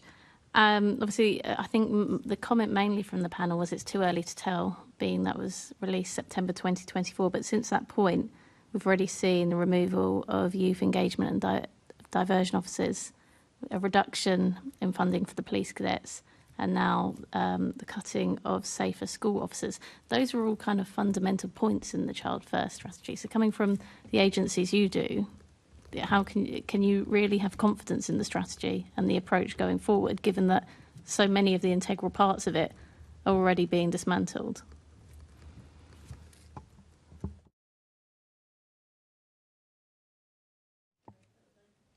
No, it's a great question. From the youth boards and advisory panels that we engage with, one of the big feedbacks was that young people weren't too pleased about the removal of the Safer Schools officers back in May. Again, not to kind of go back on a previous point I made, they were the ones that they had relationships with the Met. They were always the first point of contact. Some of the young people fed back that there were times where young people from other schools or other boroughs would want to go to their school, and that safer officer was there to protect them. So that is definitely from what are the young people that we engage with currently. That is one of the big feedbacks, that they feel like that was not the best move. Yeah, I don't know if you find this, but anecdotally, when I speak to schools in my area, the safer schools officers, they're not PC Jones or whatever, they're Laura or Joe or and that's I don't know that there's another officer you'd have that relationship with. But anyway, I think we're going to come to that later. No, definitely. Like, you're absolutely right. Yeah. Sorry, if I could go on that, but we're going to come in more detail to safe school officers later. And then, Katie, just one final question I wanted to really go into your views, because you'd mentioned about looking at detainment and trying to release as early as possible. But is there a certain scenario where that's appropriate? Because there's a line to hold here, and it is really tough, isn't it? I mean, the police are obviously there for victim justice and deterrence, but also to treat those that come into custody with respect and, try and find the best solution. And like my colleague, I also come from a youth service background. And actually sometimes being detained, it's not pleasant, but that can be a deterrence for some. What scenario are you saying that we just let people off? Because I would have said I would work with children that if they think actually being arrested by the police, it's no big deal, I go down to the station, they let me straight out, is actually not helpful for them or their victim. Well, sorry if I was unclear. I didn't mean that they should be sort of let off, as it were. It's just that children can be interviewed by appointment, a voluntary interview, which can take place at the station, or it doesn't have to take place at the station. And sometimes there are scenarios, like there was a case of ST last year, I think, where, a boy, this wasn't in London, but a boy had stolen a mobile phone from a classmate. 16 days has elapsed. The police came knocking on the door in the middle of the night and took him to the station. Dad was trying to advocate for coming in the morning. And, in the end, that case ended up looking very carefully at the test of necessity. And the judgment was that in that situation, it had been unnecessary to arrest and detain in that fashion. Now, that doesn't mean he didn't need to be investigated and that the crime should be ignored, and that's not what I'm saying. But there is no other scenario in our society where we drag children out of beds and lock them up in that fashion, and the law already says quite clearly that needs to be done when it's necessary. So what we see is that is also done perhaps when there is another way of interacting with that child. And that doesn't mean that they aren't investigated or prosecuted or, perhaps, whatever's going to happen in that case is going to happen in that case. And there are other situations where it's completely necessary to arrest children, obviously. But sometimes there is a dispute about that. And I suppose what I was saying earlier was that the child first strategy requires a particular lens to be applied to those decisions. I suppose the conversation we've just had shows how difficult that line is for the police, because I would say if you've stolen somebody's phone, that is not something we would accept in society, and the damage to the victim and the stress that would cause. Absolutely, I think it's necessary that the persecutor that had done that is arrested as soon as the police can. But perhaps for others, you'd think, well, that wasn't necessary, and that I think that shows the trouble the police are going to have with the child first approach, perhaps. But. Yeah, I mean, I think it is definitely not going to. As I was saying at the beginning, I think there's a gulf between perhaps the traditional mode of policing that has existed in the past and the approach required by Child First. And I don't think it's that the two can't meet or that I don't think it can work, but they're not naturally completely coming from the same place. It requires change. Yeah, I think that was Assemblymember Bailey's one of the first things said, but thank you, Chair. Thank you. So moving back to tackling reoffending, Assemblymember Lord Bailey. Thank you. How well do you think neighbourhood policing teams understand the balance between tackling underlying causes of youth crime alongside the enforcement, and what may they do better? I'm going to come to you first, John, but I'm just going to put this to you because I've been a youth worker for over 38 years. Admittedly, I've dealt with some of the boys who they made a decision to lean in. They live in a life. Do you see what I'm saying? And my worry is if they perceive a softening of how they're dealt with, they will lean in harder. So how do you deal with the tension of that around the vast majority of young people who've, be there one incident, some peer pressure put them that way, what they perceive as an opportunity, and have done something slightly silly. How do you deal with them? And then how do you deal with people at the end when everybody needs to be perceived as a child? So where's the tension? Is it possible? I'm really interested in where do we draw the line. The conversation that Kathy's just had is about really where do we draw the line. Do you think the line's in the correct place now, or would you like to see it generally go more towards a child-centred approach?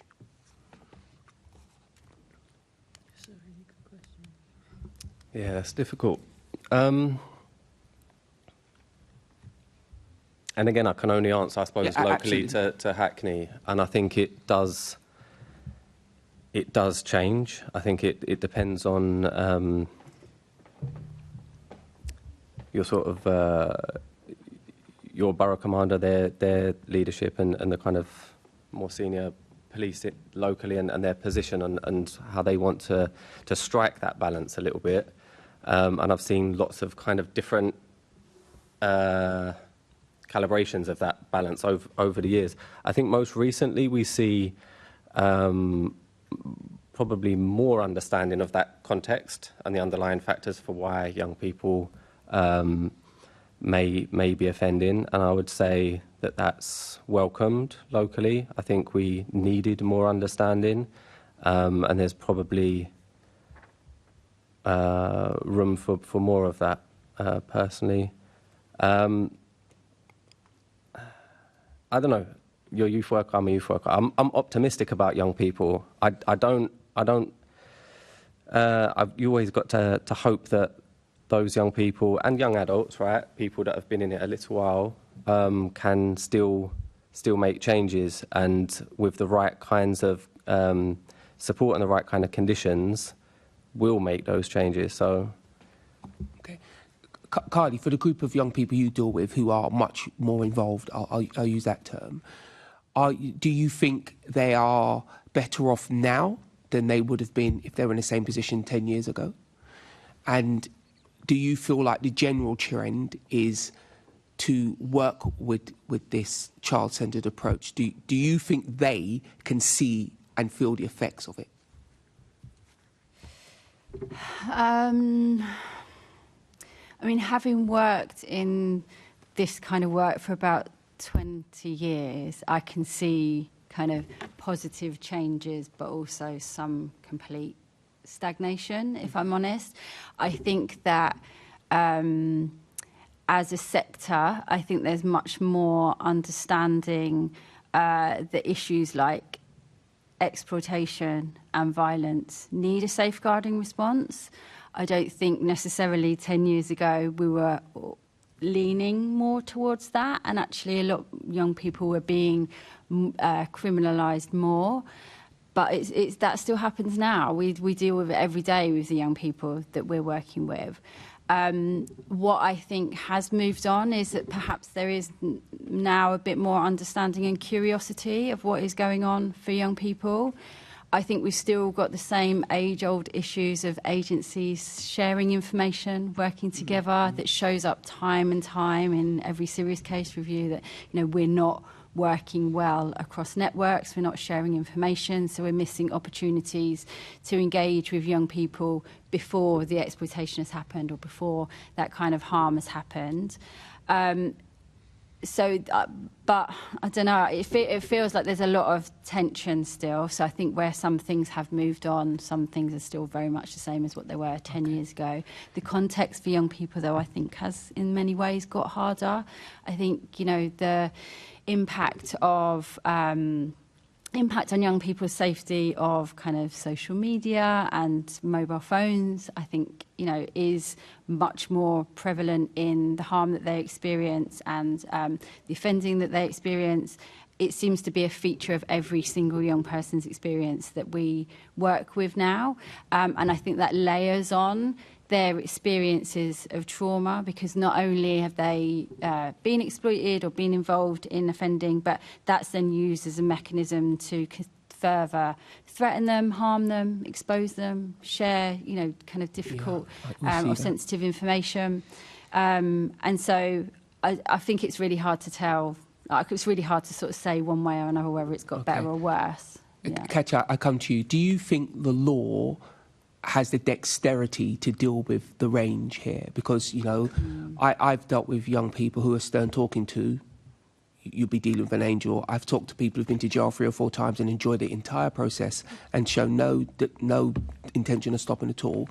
But do you think the law has the ability, as it's set out today, to deal with a more child-centred approach to help it actually happen? I actually think that when you start looking at the law as it applies to, you know, when you're looking at best interests of children, welfare, even a lot of the MPCC guidance, which has been in place for a long time, plus things like the strategy, which I understand aren't the law, but, you know, are to be read together with it. The law's not our biggest hurdle when we're thinking about promoting a more child-centred approach to the policing of children. It's practice. Right, okay. That's very much our experience. And, yeah. That would make sense. I always say culture outperforms the rules every single time. I'll come to London Youth, as it were. Where are parents in this conversation? I'm a youth worker. I'm very enthusiastic about people spending money on youth work.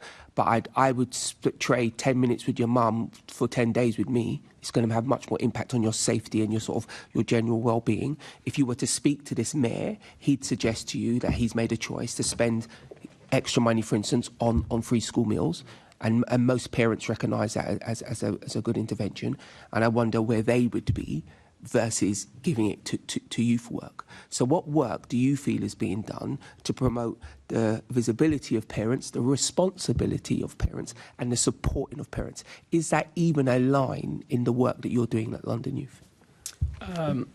Yes. So one of the big things about the youth sector, it's the youth and community sector.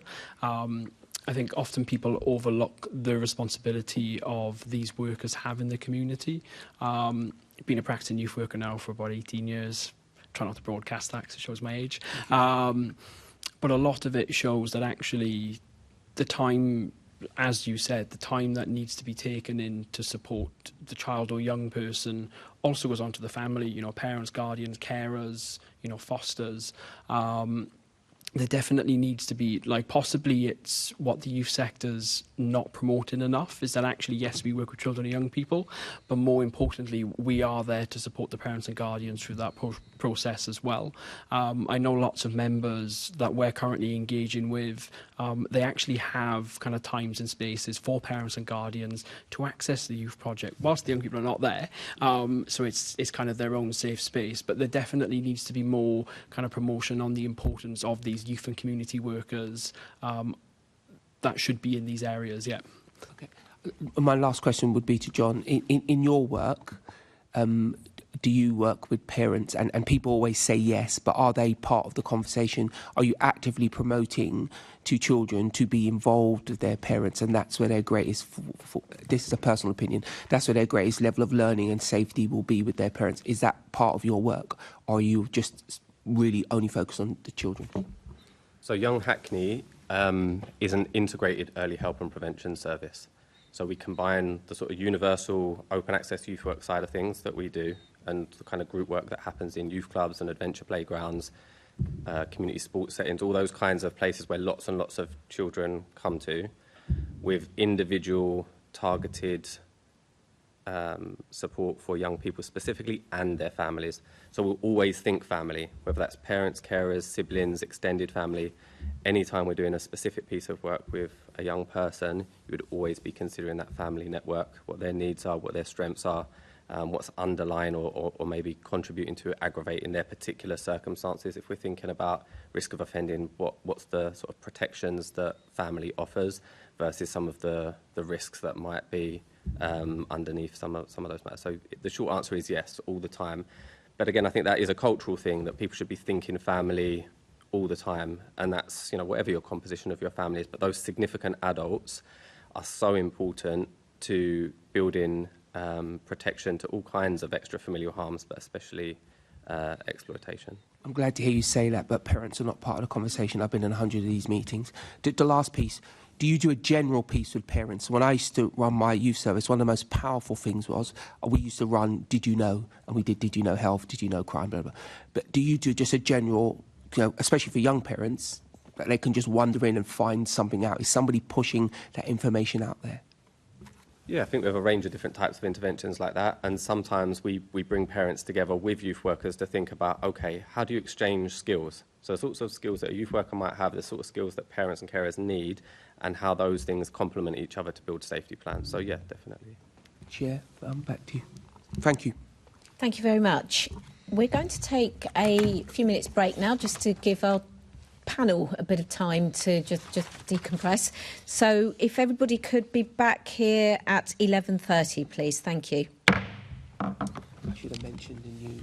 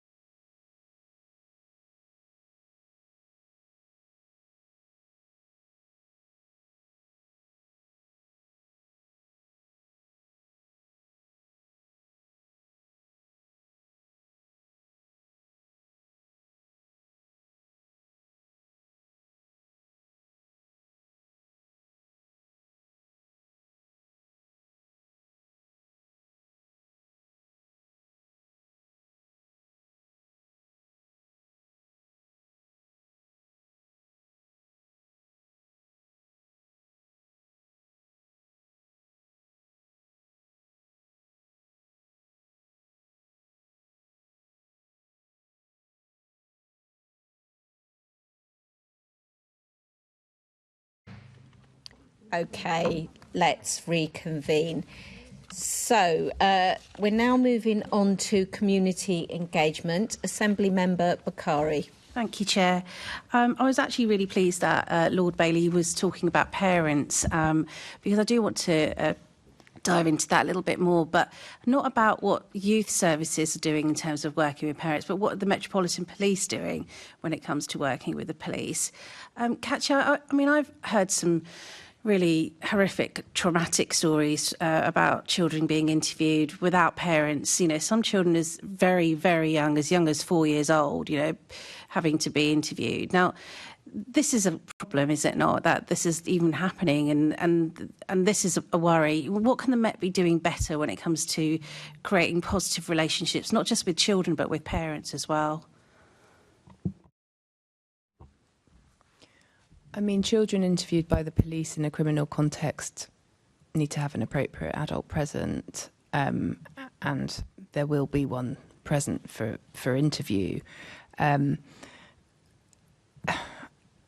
I think that the complexities of the relationship between the Met and children probably exist for the Met and parents also. It's not something that we have done specific work on, although we would really like to try and look at that area a bit more, because we know from our advice line that parents of children facing criminal allegations suddenly are very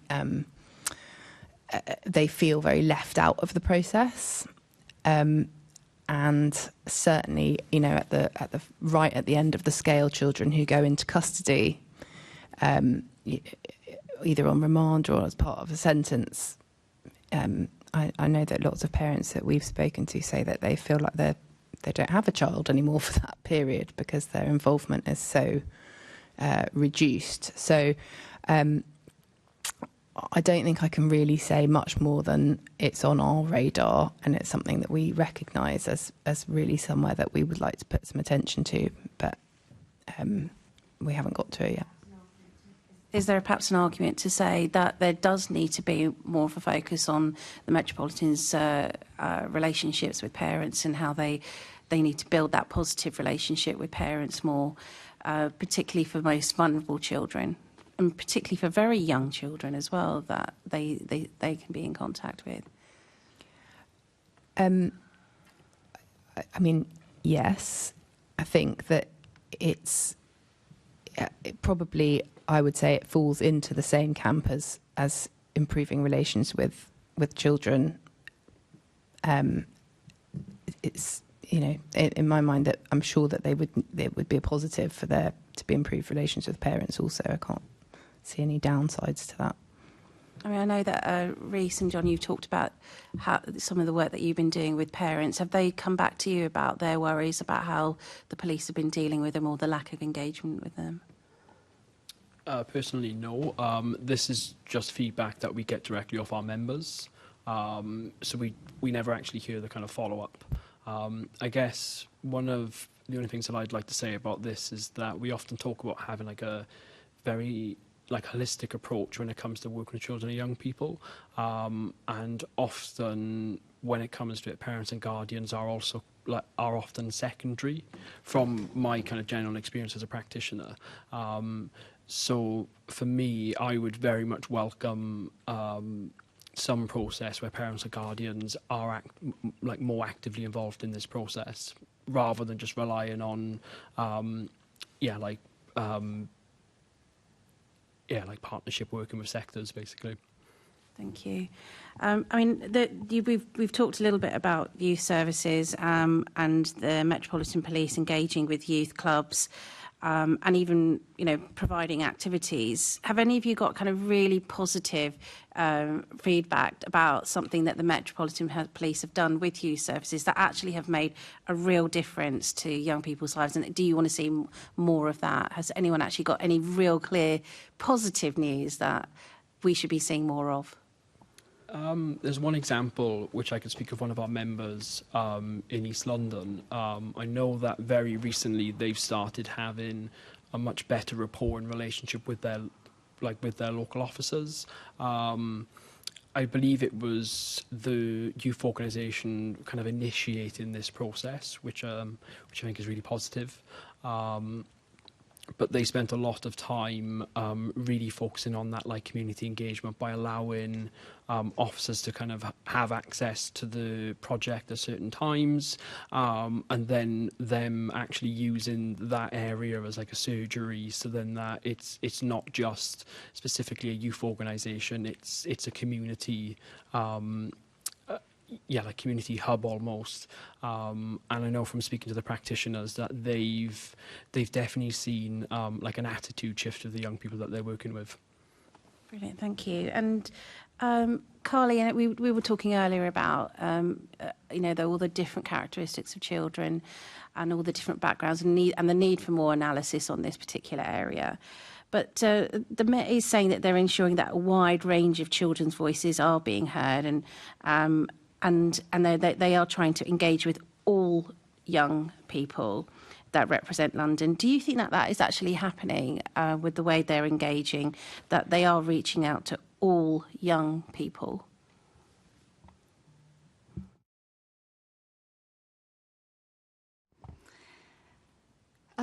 No, I don't think they are, to put it bluntly. No, I don't think they are. And I don't know if they are always necessarily the right people to reach out because of what we've spoken about earlier in terms of trust. So I think that a positive way to approach that would be to kind of work through kind of organisations and adults that do have that trust with young people.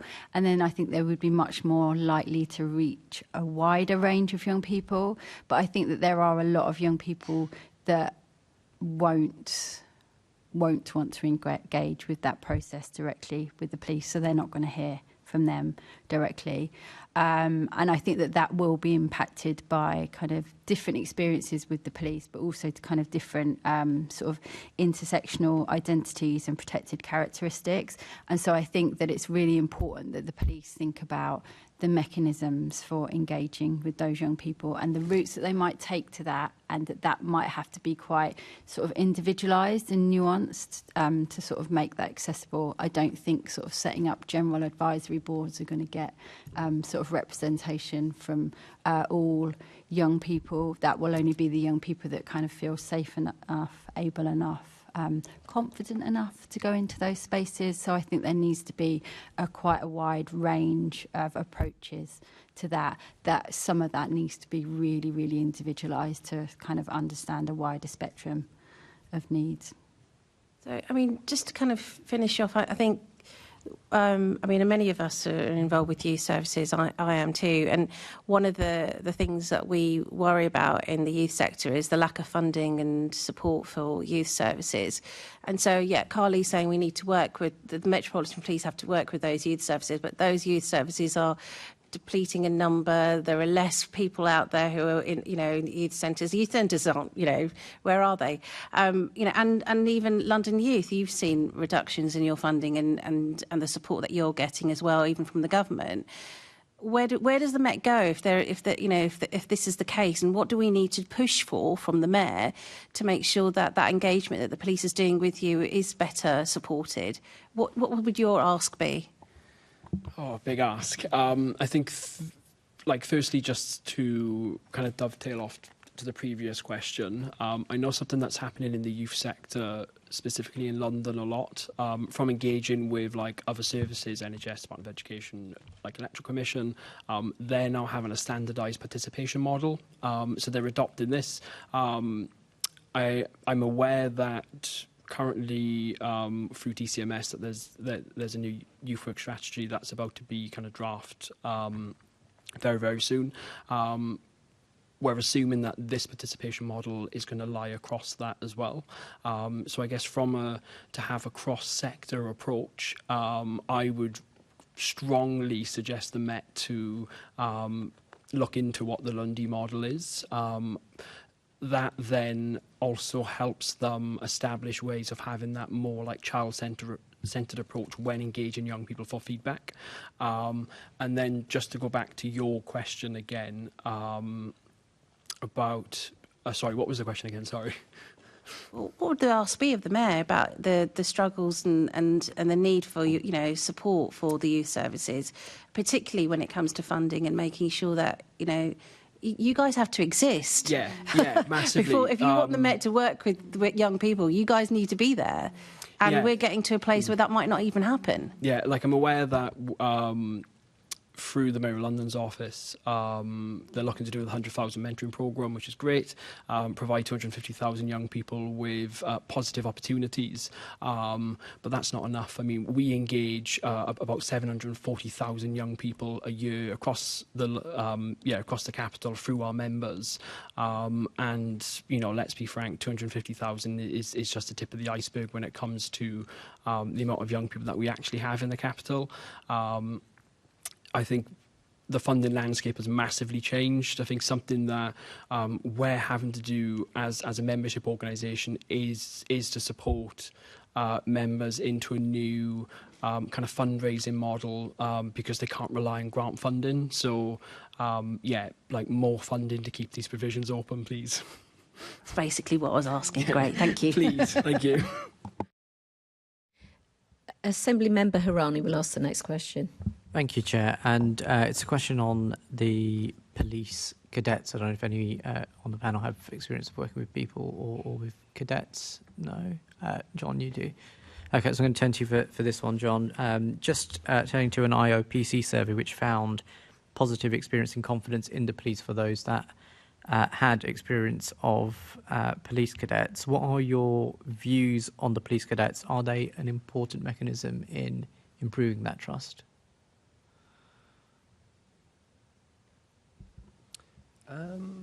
They're a mechanism. The kind of how important, I'm not sure. I mean, there's lots and lots of variables that I think are really important. But on a local level, I'd say they are. So our main youth hub, the largest provision in Hackney, we host the police cadets. We've commissioned the police cadets. When we were asked the question about sort of standout examples of collaboration with the police, I don't think we got all the way there with what that collaboration could have got to. But as far as a local authority youth provision, hosting and funding the police cadets, and then the dotted line to safer neighbourhoods teams, thinking about local police issues, how young people involved in the police cadets are also doing things like weapon sweeps or test purchasing, and offering some of that uniformed visibility in a way that doesn't feel particularly threatening to other young people that are in the youth space. I think there were the kind of seeds of some positive work, and I think we saw some of that locally in and around the sort of Dalston area. It didn't quite last because, again, as I talked about earlier, those police teams tend to change. That particular police cadet branch is having difficulty with funding as a youth organisation in its own right. It doesn't necessarily guarantee itself funding just because they're connected to the police. But I think it is a mechanism and a useful one. And have you seen sort of demand for people wanting to join cadets change in your area in recent years, or? I wouldn't say demand change. I think they form a particular function. Uniformed youth groups generally, when you think about police cadets, army cadets, scouts, well, they're really well established. They're often really trusted by parents, especially. They're quite structured. They offer sort of a particular set of expectations and skills that come with them. So they fit a certain criteria for some young people. And I think we see particular parts of our community and girls sometimes a little bit more as well that say, actually, that really suits me for now. It offers these kinds of opportunities. And so, yeah. But I wouldn't say like a change in demand necessarily. There's sort of a steady demand. Yeah. Okay. Are you aware of some of the changes that happened in terms of access to being a police cadet? So there was changes last year about, they used to take on younger people under the age of 12, and then also keep people on for longer after teenage years. But that was restricted more to stay in line with what the Army cadets or other cadet services offer. Have you noticed any change? Has that had any impact in your area in terms of younger people, but also older younger people being involved in police cadets? I can't say I have seen a change. The sort of younger cohort, so there was always 2 cohorts at our youth hub, police kits for younger children, which was always really well attended. I don't know if that's changed though. Okay, that's fine. Thank you. Assembly Member Hall will ask the final question in this section and the first 2 in the next section, which is about policing in an education setting. Assembly Member Hall. Thanks. Before I do my last question, but I'll be quick, Chair, I'm a massive supporter of uniformed cadets. I think it teaches young people that actually people in uniforms aren't anything other than a human being. And especially when we're looking at police, and I've had a lot to do with them in various different boroughs over the years, and I just think it shows them that the police are like all of us. They're exactly the same.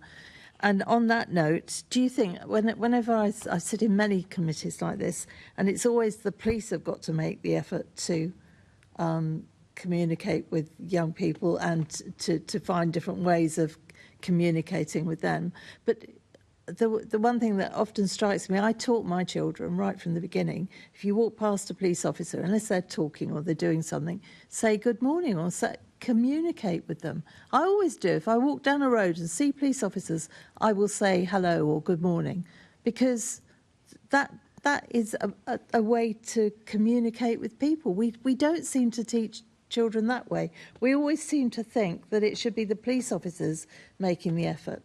Well, whilst that's great when they've, got lots of time and lots of resource, they're going to be less and less police officers on our streets.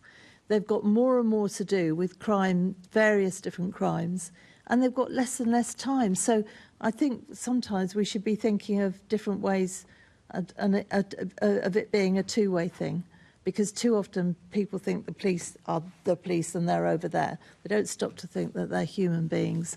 And perhaps if we interacted with them or got kids to from an earlier age, they might have a different opinion of them, which might help with the relationship. I mean, my question is, what is your experience of safer neighbourhood boards in London? Do you feel young people have sufficient representation on these boards?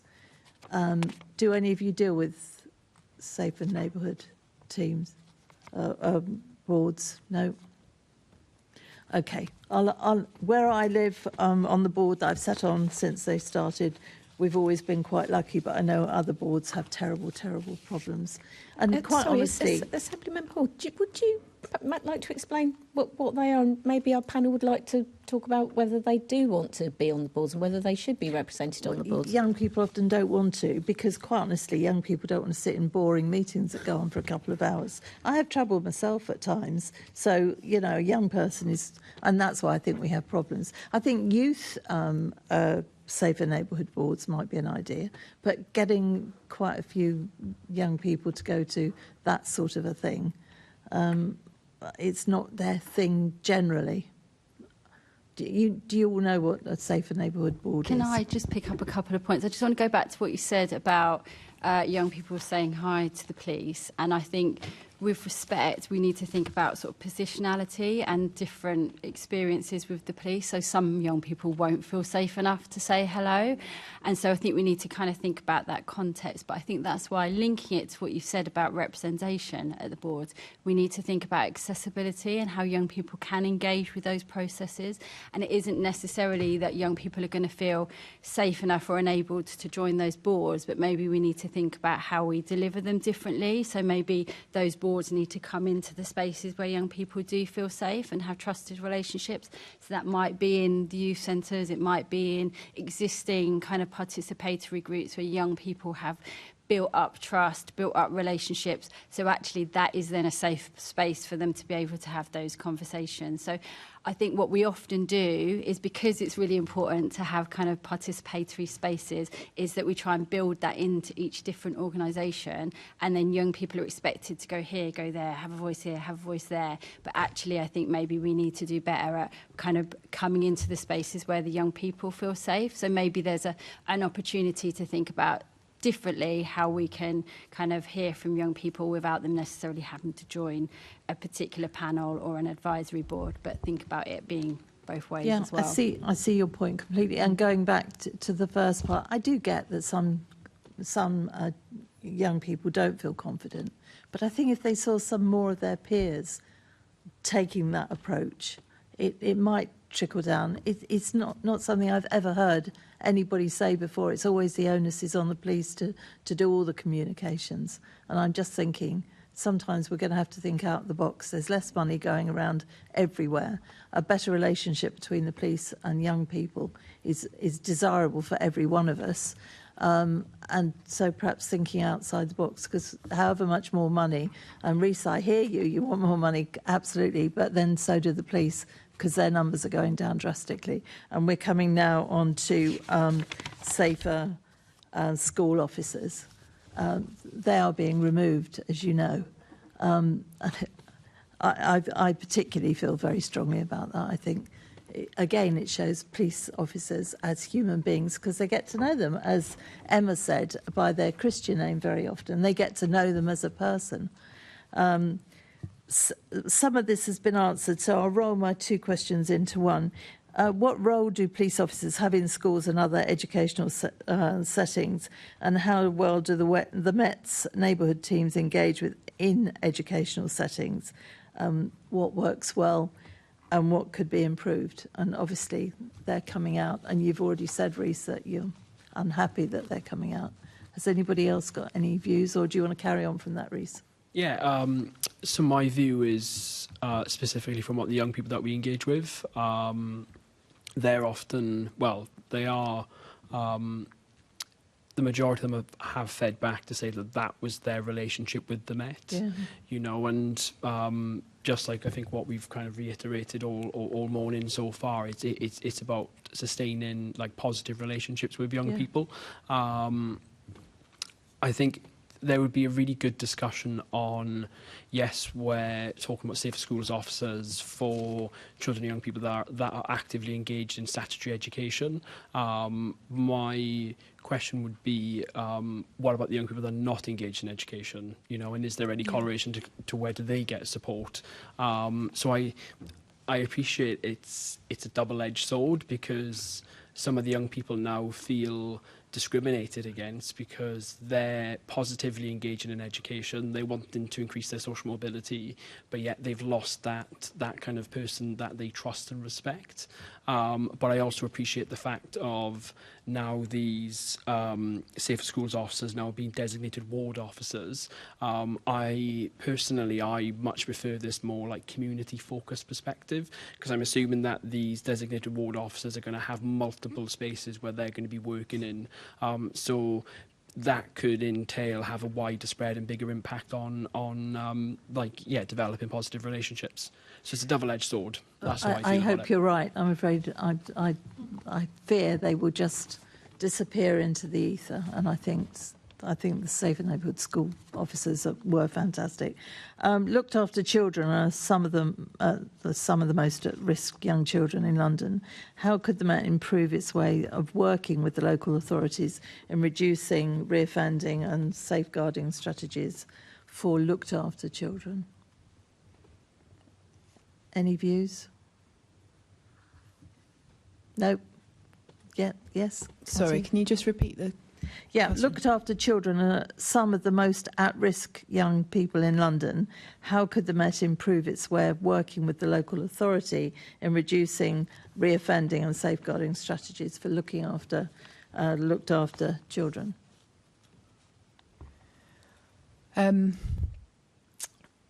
Well, I don't have an actual answer, but I would just highlight that actually, we know that looked after children are also disproportionately criminalised and overrepresented within the youth justice system, and that despite there having been the 10-point checklist and a number of other tools, as it were, to try and reduce that number, it remains the case that if you're looked after, you are much more likely to find yourself within the youth justice system. And so I think that needs to be at the forefront of everyone's minds when they're considering take criminalising a child and, that kind of diversion piece of work that we were talking about earlier, it needs to be a really significant consideration as to what the history's been. It's very complex, isn't it? Thank you. Back to you, Chair. Thank you. Assemblymember Garbett. Just going back to Safer Schools officers, I just... So obviously, the proposed model is around the ward officers then having a designated link with the school. And there was a model that's been rolled out in Hackney where schools can then use a points-based system to kind of have officers in the schools for specific work. I'm still trying to get to the bottom of what that really looks like and how widely that's been rolled out. It's all quite opaque.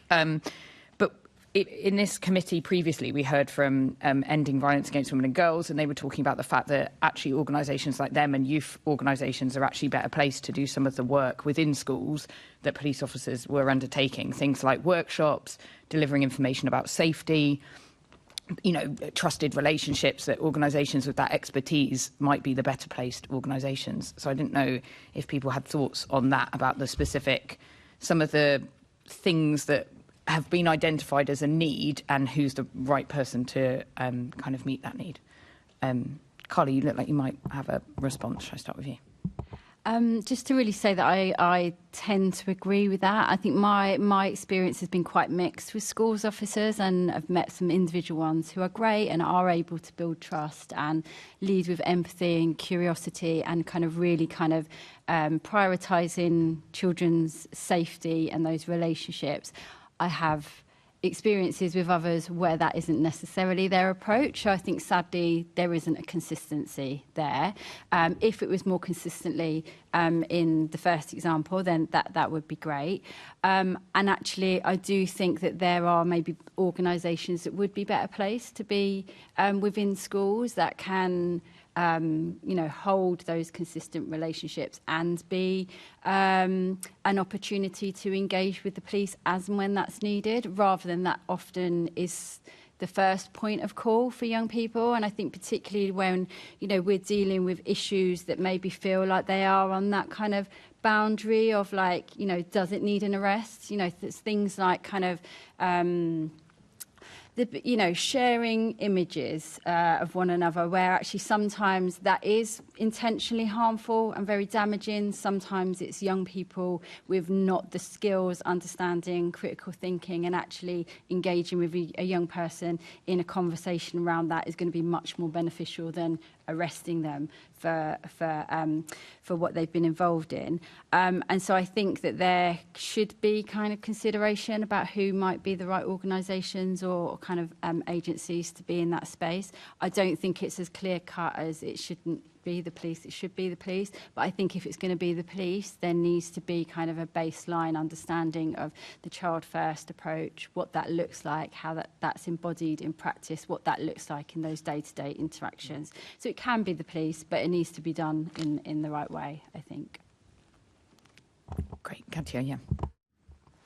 Yeah, we've been doing some work around looking at the policing of pupils for the last couple of years, and worked with the University of California Human Rights Clinic, who did a bit of research for us.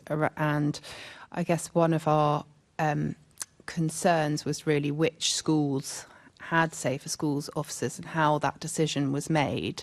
I know that the clinic had a FOI request which was responded to, which listed GCSE attainment and numbers of children on free school meals as part of the criteria for deciding that school should have a Safer Schools officer.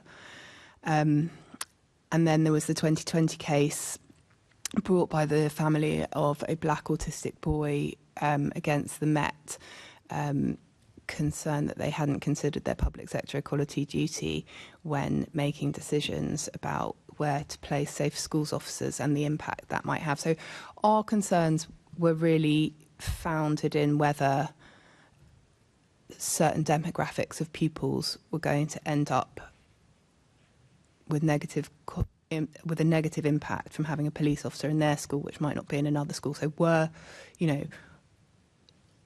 they going to see higher rates of criminalisation as a kind of unintended consequence of those safer schools officers being there. So that's kind of where our concerns were. Obviously, they've been removed now, and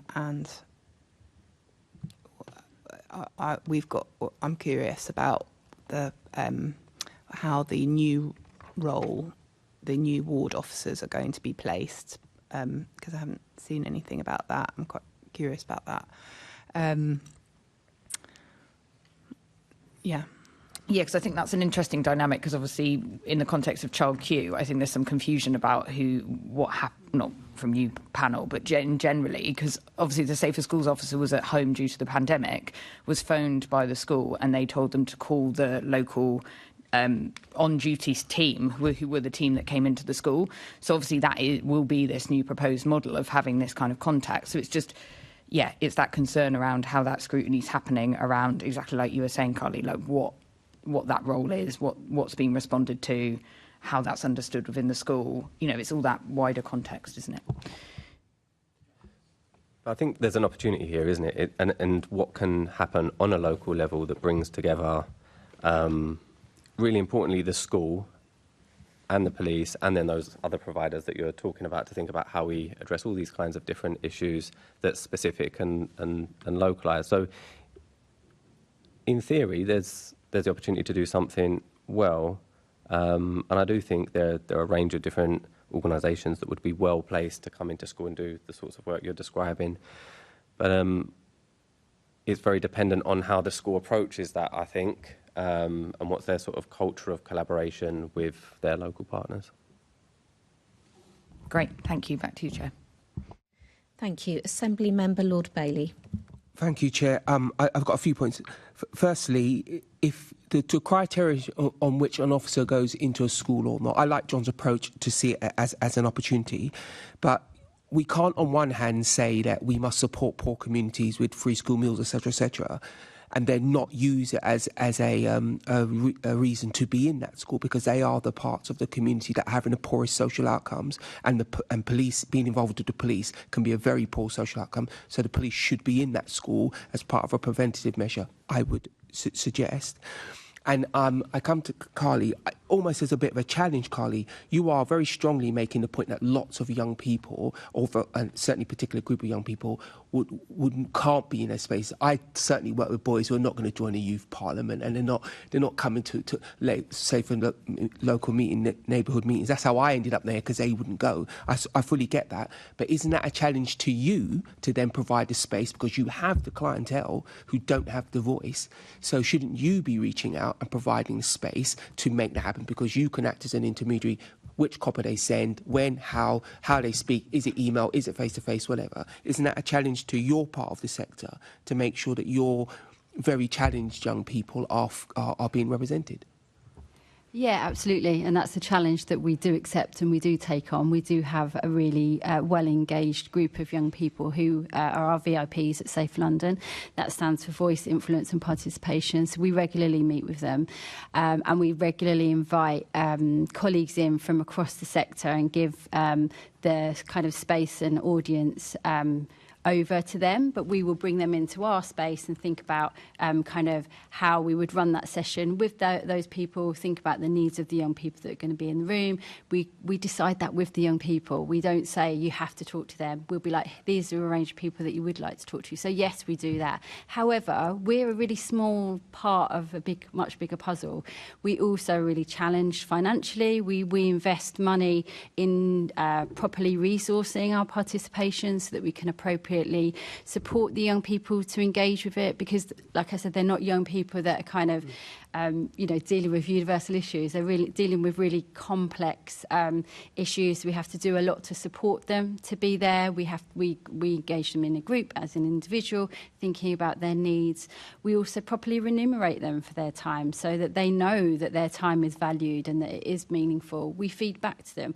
But we have to spend a lot of money to be able to do that. And actually, there isn't a lot of funding just to interrupt you, but that's because my experience of the police is they're desperate to speak to anyone, quite frankly, who will speak to them. Send them in our direction. But that's the point, that they can help you. They should, if you come to them with a package, they should be able to cover that cost, and the mayor absolutely should be involved in that. The mayor is very fond of suggesting he's speaking to young people, that would be a very particular way. And I think, Chair, we should ask the mayor, how is he facilitating the technical term is the furthest away groups of people. I think he could be involved in sponsoring that. My last thing is to go to John. I really appreciated your approach of it could be an opportunity. Which players, the one thing I would challenge, this has to involve the police, because it's the police who need the relationship, not anybody else. So I've done multiple different things in youth work. I'm currently doing lots around the cadets. My young people don't feel particularly bad about the army. They feel horrific about the police, as the police has to be in the room.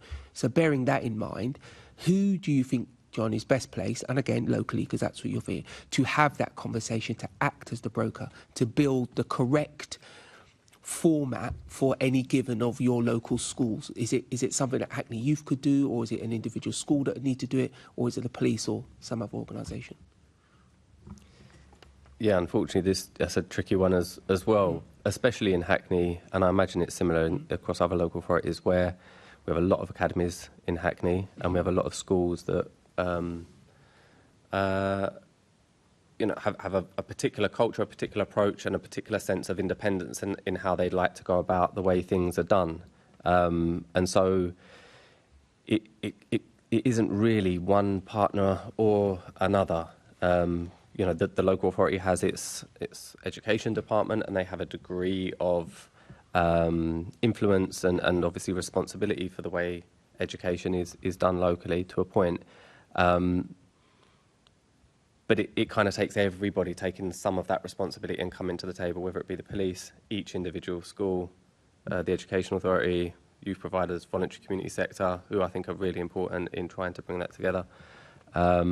And then you're not even getting into sort of health providers who increasingly are involved in schools. When you think about CAMS and other early intervention mental health providers, and the organisations or companies that schools might broker themselves. So they're kind of really... It's fragmented, there's a lot. They're very complicated little ecosystems. But I think schools with support could take on the challenge. Okay. Tiny one, Therese. Do you think your members would be willing, able, capable to sell the idea that this thing could be built? Because you are widespread across London. Many of your organisations would have some relationship with maybe their local school. Do you think it's something they'd be comfortable saying, should we try to build an arena where we can have multiple agencies in, including the police? I say the police because I think they should be involved, and you need to find someone to pay for it, and that is the police and the mayor. Very short answer, yes. Okay, thank you. Chair? Assembly Member Best, did you want to come in with a supplementary on these questions? No, it's okay. My question's been asked but by you had Assembly Member Garbett, so I will let Assembly Member Harani ask his questions as are written on the paper. Okay, no, I understand that, but I've still got you down here as a supplementary on these questions. Did you want to ask? I'll just take it all at the end. Is what I'm saying. Great. Thank you, Assembly Member Best. Assembly Member Harani. Thank you. My questioning was also on Safer Schools officers, and a lot of it's been covered already, so I'll try and pick on the bits that I'd like to probe more into. And Katya, I just want to sort of go back to something that you said about the lack of clarity in what's due to replace the Safer School officers into designated ward officers. So what would you like to see them cover, or what would you like to see them do? And same question to other panellists as well after, Katya. I don't think I can answer that. I would just like to understand, obviously those same people, those same officers were attached to particular schools in those Safer Schools roles. So I'd like to understand what in their new roles, which areas are they covering? It's designated ward officers, children and young people. So is it corridors linked to specific schools? Has the school link gone completely? I'm sort of just the logistics of who they're going to be policing where, if that's been outlined. That I'd be interested to know that. Sure. Reece. I was going to ask exactly the same question. Great. John, Carly, any views on that? I think for me, there's a thing about them taking a role in understanding sort of hyperlocal need and helping with that problem solving, especially when we're thinking about safeguarding young people vulnerable to extra familial harm. So, understanding your little neighbourhood, how that connects to your schools, other spaces where young people frequent, spaces that feel particularly unsafe. Sometimes getting the police, the sort of set of interventions that the police can provide in those sorts of scenarios, particularly from a preventative point of view, is challenging to broker. If they're kind of thinking about understanding that needs on a local level and then helping the partnership problem solve, I think I would like to see more of that. That would be useful. Great. I'm just looking at sort of the Met's rationale or published rationale for the change, saying that the DWO children and young people officers and their time, saying that it will be focused on ensuring children are safe as they travel between home and school, as opposed to offering a police presence within school. So it's very much looking at sort of the before school and after journeys home. So I think maybe from your experience, John, do you have any experience of, has the nature of that journey changed? I'm just thinking of my constituencies. I represent Brent and Harrow, and I can think of the idea of going to your local high school. It is very different now. People go on buses, sometimes multiple buses, to get to a school that might be on the other end of a borough. If I think of the Jewish free school in my constituency, that particular journey to Kingsbury Station has been horrific for many of those children, given sort of the international conflicts and some of what they've faced, sort of going to a local tube station or travel hub. But is that the same across other areas?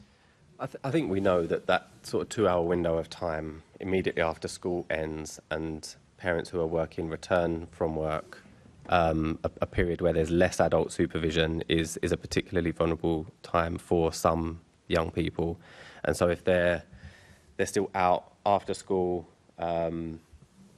or there are challenges with adult supervision more broadly, or there aren't the kind of places to go locally, you don't have a local youth club to you, you don't have a sports club somewhere else you can go, then having other adults who are visible in the community that are enhancing some of that supervision and protection is probably welcomed. Okay. Does anyone else have any comments on sort of the journey to and from school for young people? I mean, only to echo what John said in terms of it is a period of time of vulnerability in terms of exposure to harm for young people. I guess my struggle with it is the practicality of, like, actually, if a ward is quite a big area and some wards will have multiple schools in them, if children are going off in all sorts of different directions at that point. So I fail to see how it's going to bring the presence that we might want it to see. So I think it needs to be alongside other sort of kind of community guardianship approaches that I guess expand beyond just sort of police presence, and that's thinking about local communities, parents and carers. There's some great kind of initiatives around parent patrols around the area, and even the word patrols doesn't feel quite right, but just having that presence of community guardians that are there to take that sort of safeguarding lens. So I think there's an opportunity to think about how some of those things might be integrated, but I think kind of in like the ward sort of level still feels like it's big. So I'm just thinking about the practicalities of how that might work out. Sure. Thank you, Jo. Thank you. Assembly Member Best.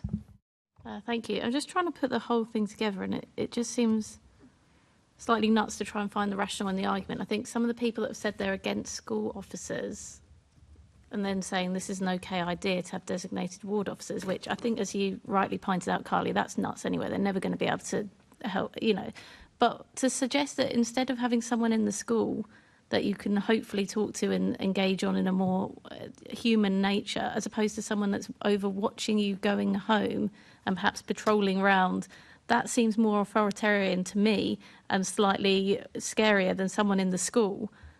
I'm just trying to put those two arguments together of how that's better than having. So if you generally think having someone in the school is making children feel more policed, how does having someone on patrol make them feel less policed? I think, did anyone...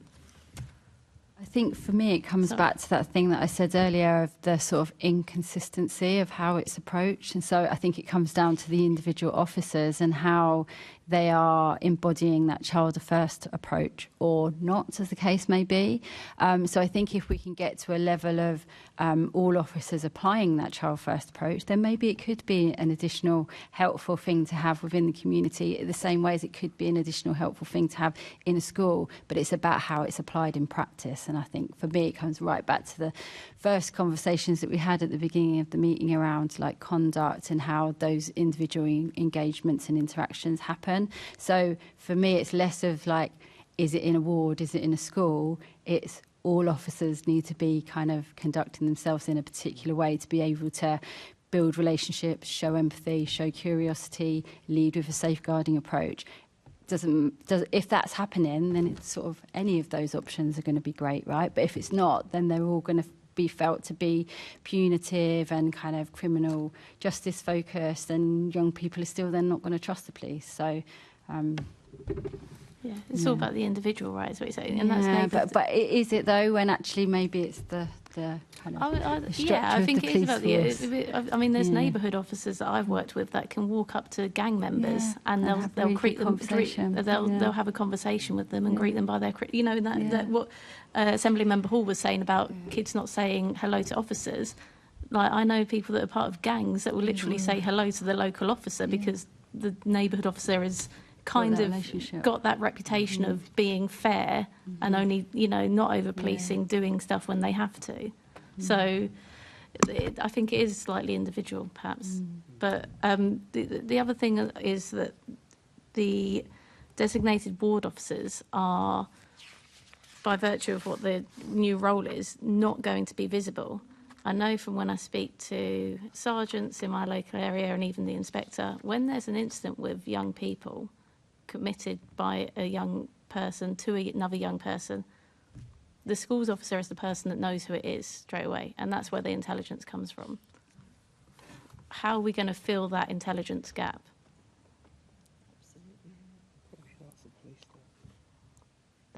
Would anybody have any ideas on how we fill that intelligence gap? I guess it comes back to another point from earlier about kind of the quality of the sort of multi-agency communication and working together. And while we're still not doing great at that, then that's going to be hard to fill that intelligence gap, I think. And whether it's going to be quick enough, and it's going to depend on the context of that local environment, because in some cases it might be, you know, a youth worker at a particular youth centre that would have that kind of level of knowledge and kind of awareness of the young person, their needs, their context. But in some other cases, those young people are not going to be really known by any agencies. And so, again, it comes down to sort of quite an individual experience. Not helpful, sorry. I think inevitably it's going to have to come down to partnership, isn't it? And how people work together. Schools know their young people. They see them, you know, multiple hours a week, and we would expect them to have a good level of insight into what's happening. For us in Hackney, we have a detached outreach youth work team, so a team of youth workers that are street-based, and there's a role for them, but they're not a clear alternative or replacement. It's a good point, but I mean, saying we need the partner, we are dismantling a partnership to a degree here, which is my concern. But the final thing I wanted to come to on the schools officer was just to go back to that Youth Endowment Fund study from 2024, which I mentioned earlier about young people, 10,000 young people's views on policing in London. Actually, sorry, that was the wrong study I'm pointing to. I'll go back to it's the MOPAC one on 12,000 young people. Apologies. And that found that young people felt safer at school than in their community, which I think sounds fair. But the one that I think stands out is young people felt safer at school than at home. And to change anything within that ecosystem, I think is slightly concerning. And I take every single point about the issues with schools officers and how we can better that relationship. But we're changing an ecosystem, essentially, where young people feel the safest. I mean, does anyone have any comments or thoughts on that?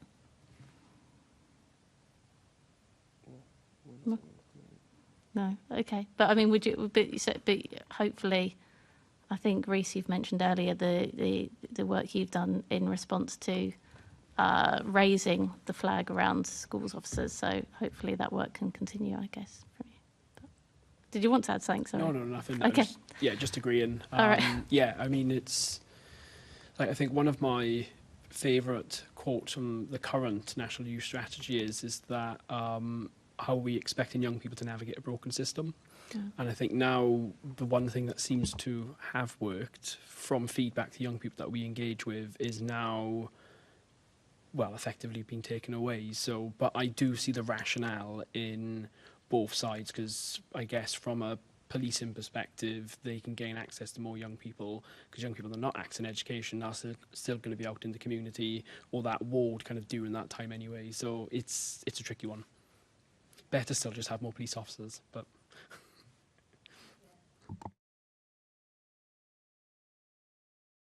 Assembly Member Garbutt. Thank you. I just wanted to ask about the changes to the models around the Safer School officers, because I've had feedback from youth groups in Hackney that they weren't included at all in any of the changes and weren't aware of the changes. I just wondered if any of you had been in your youth groups had been consulted by the police on this change. Really good question. As far as I'm aware, no group of young people that we've engaged has fed back that they were involved in that process. That was what I was wondering. And I think I'm picking up on Assembly Member Best's comments. I do think it is about, like we've been discussing today, just looking at how we create that environment for young people and looking at who those experiences are. And I think that's kind of what's come out today about that disproportionality, as well as all the different people that are able to support young people in school. I think that's my final question. Thanks. Thank you very much. And that is the final question for this session. I'd like to thank our panel for attending this morning and for the really interesting and detailed answers that you've given and the issues that you've raised as well.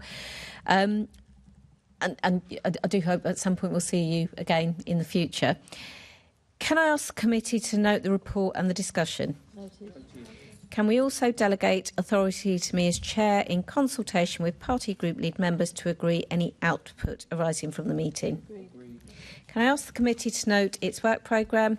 Noted. The next meeting of the Police and Crime Committee is scheduled to take place on the 16th of July at 10 a.m. here in the chamber at City Hall. Thank you very much. Thank you.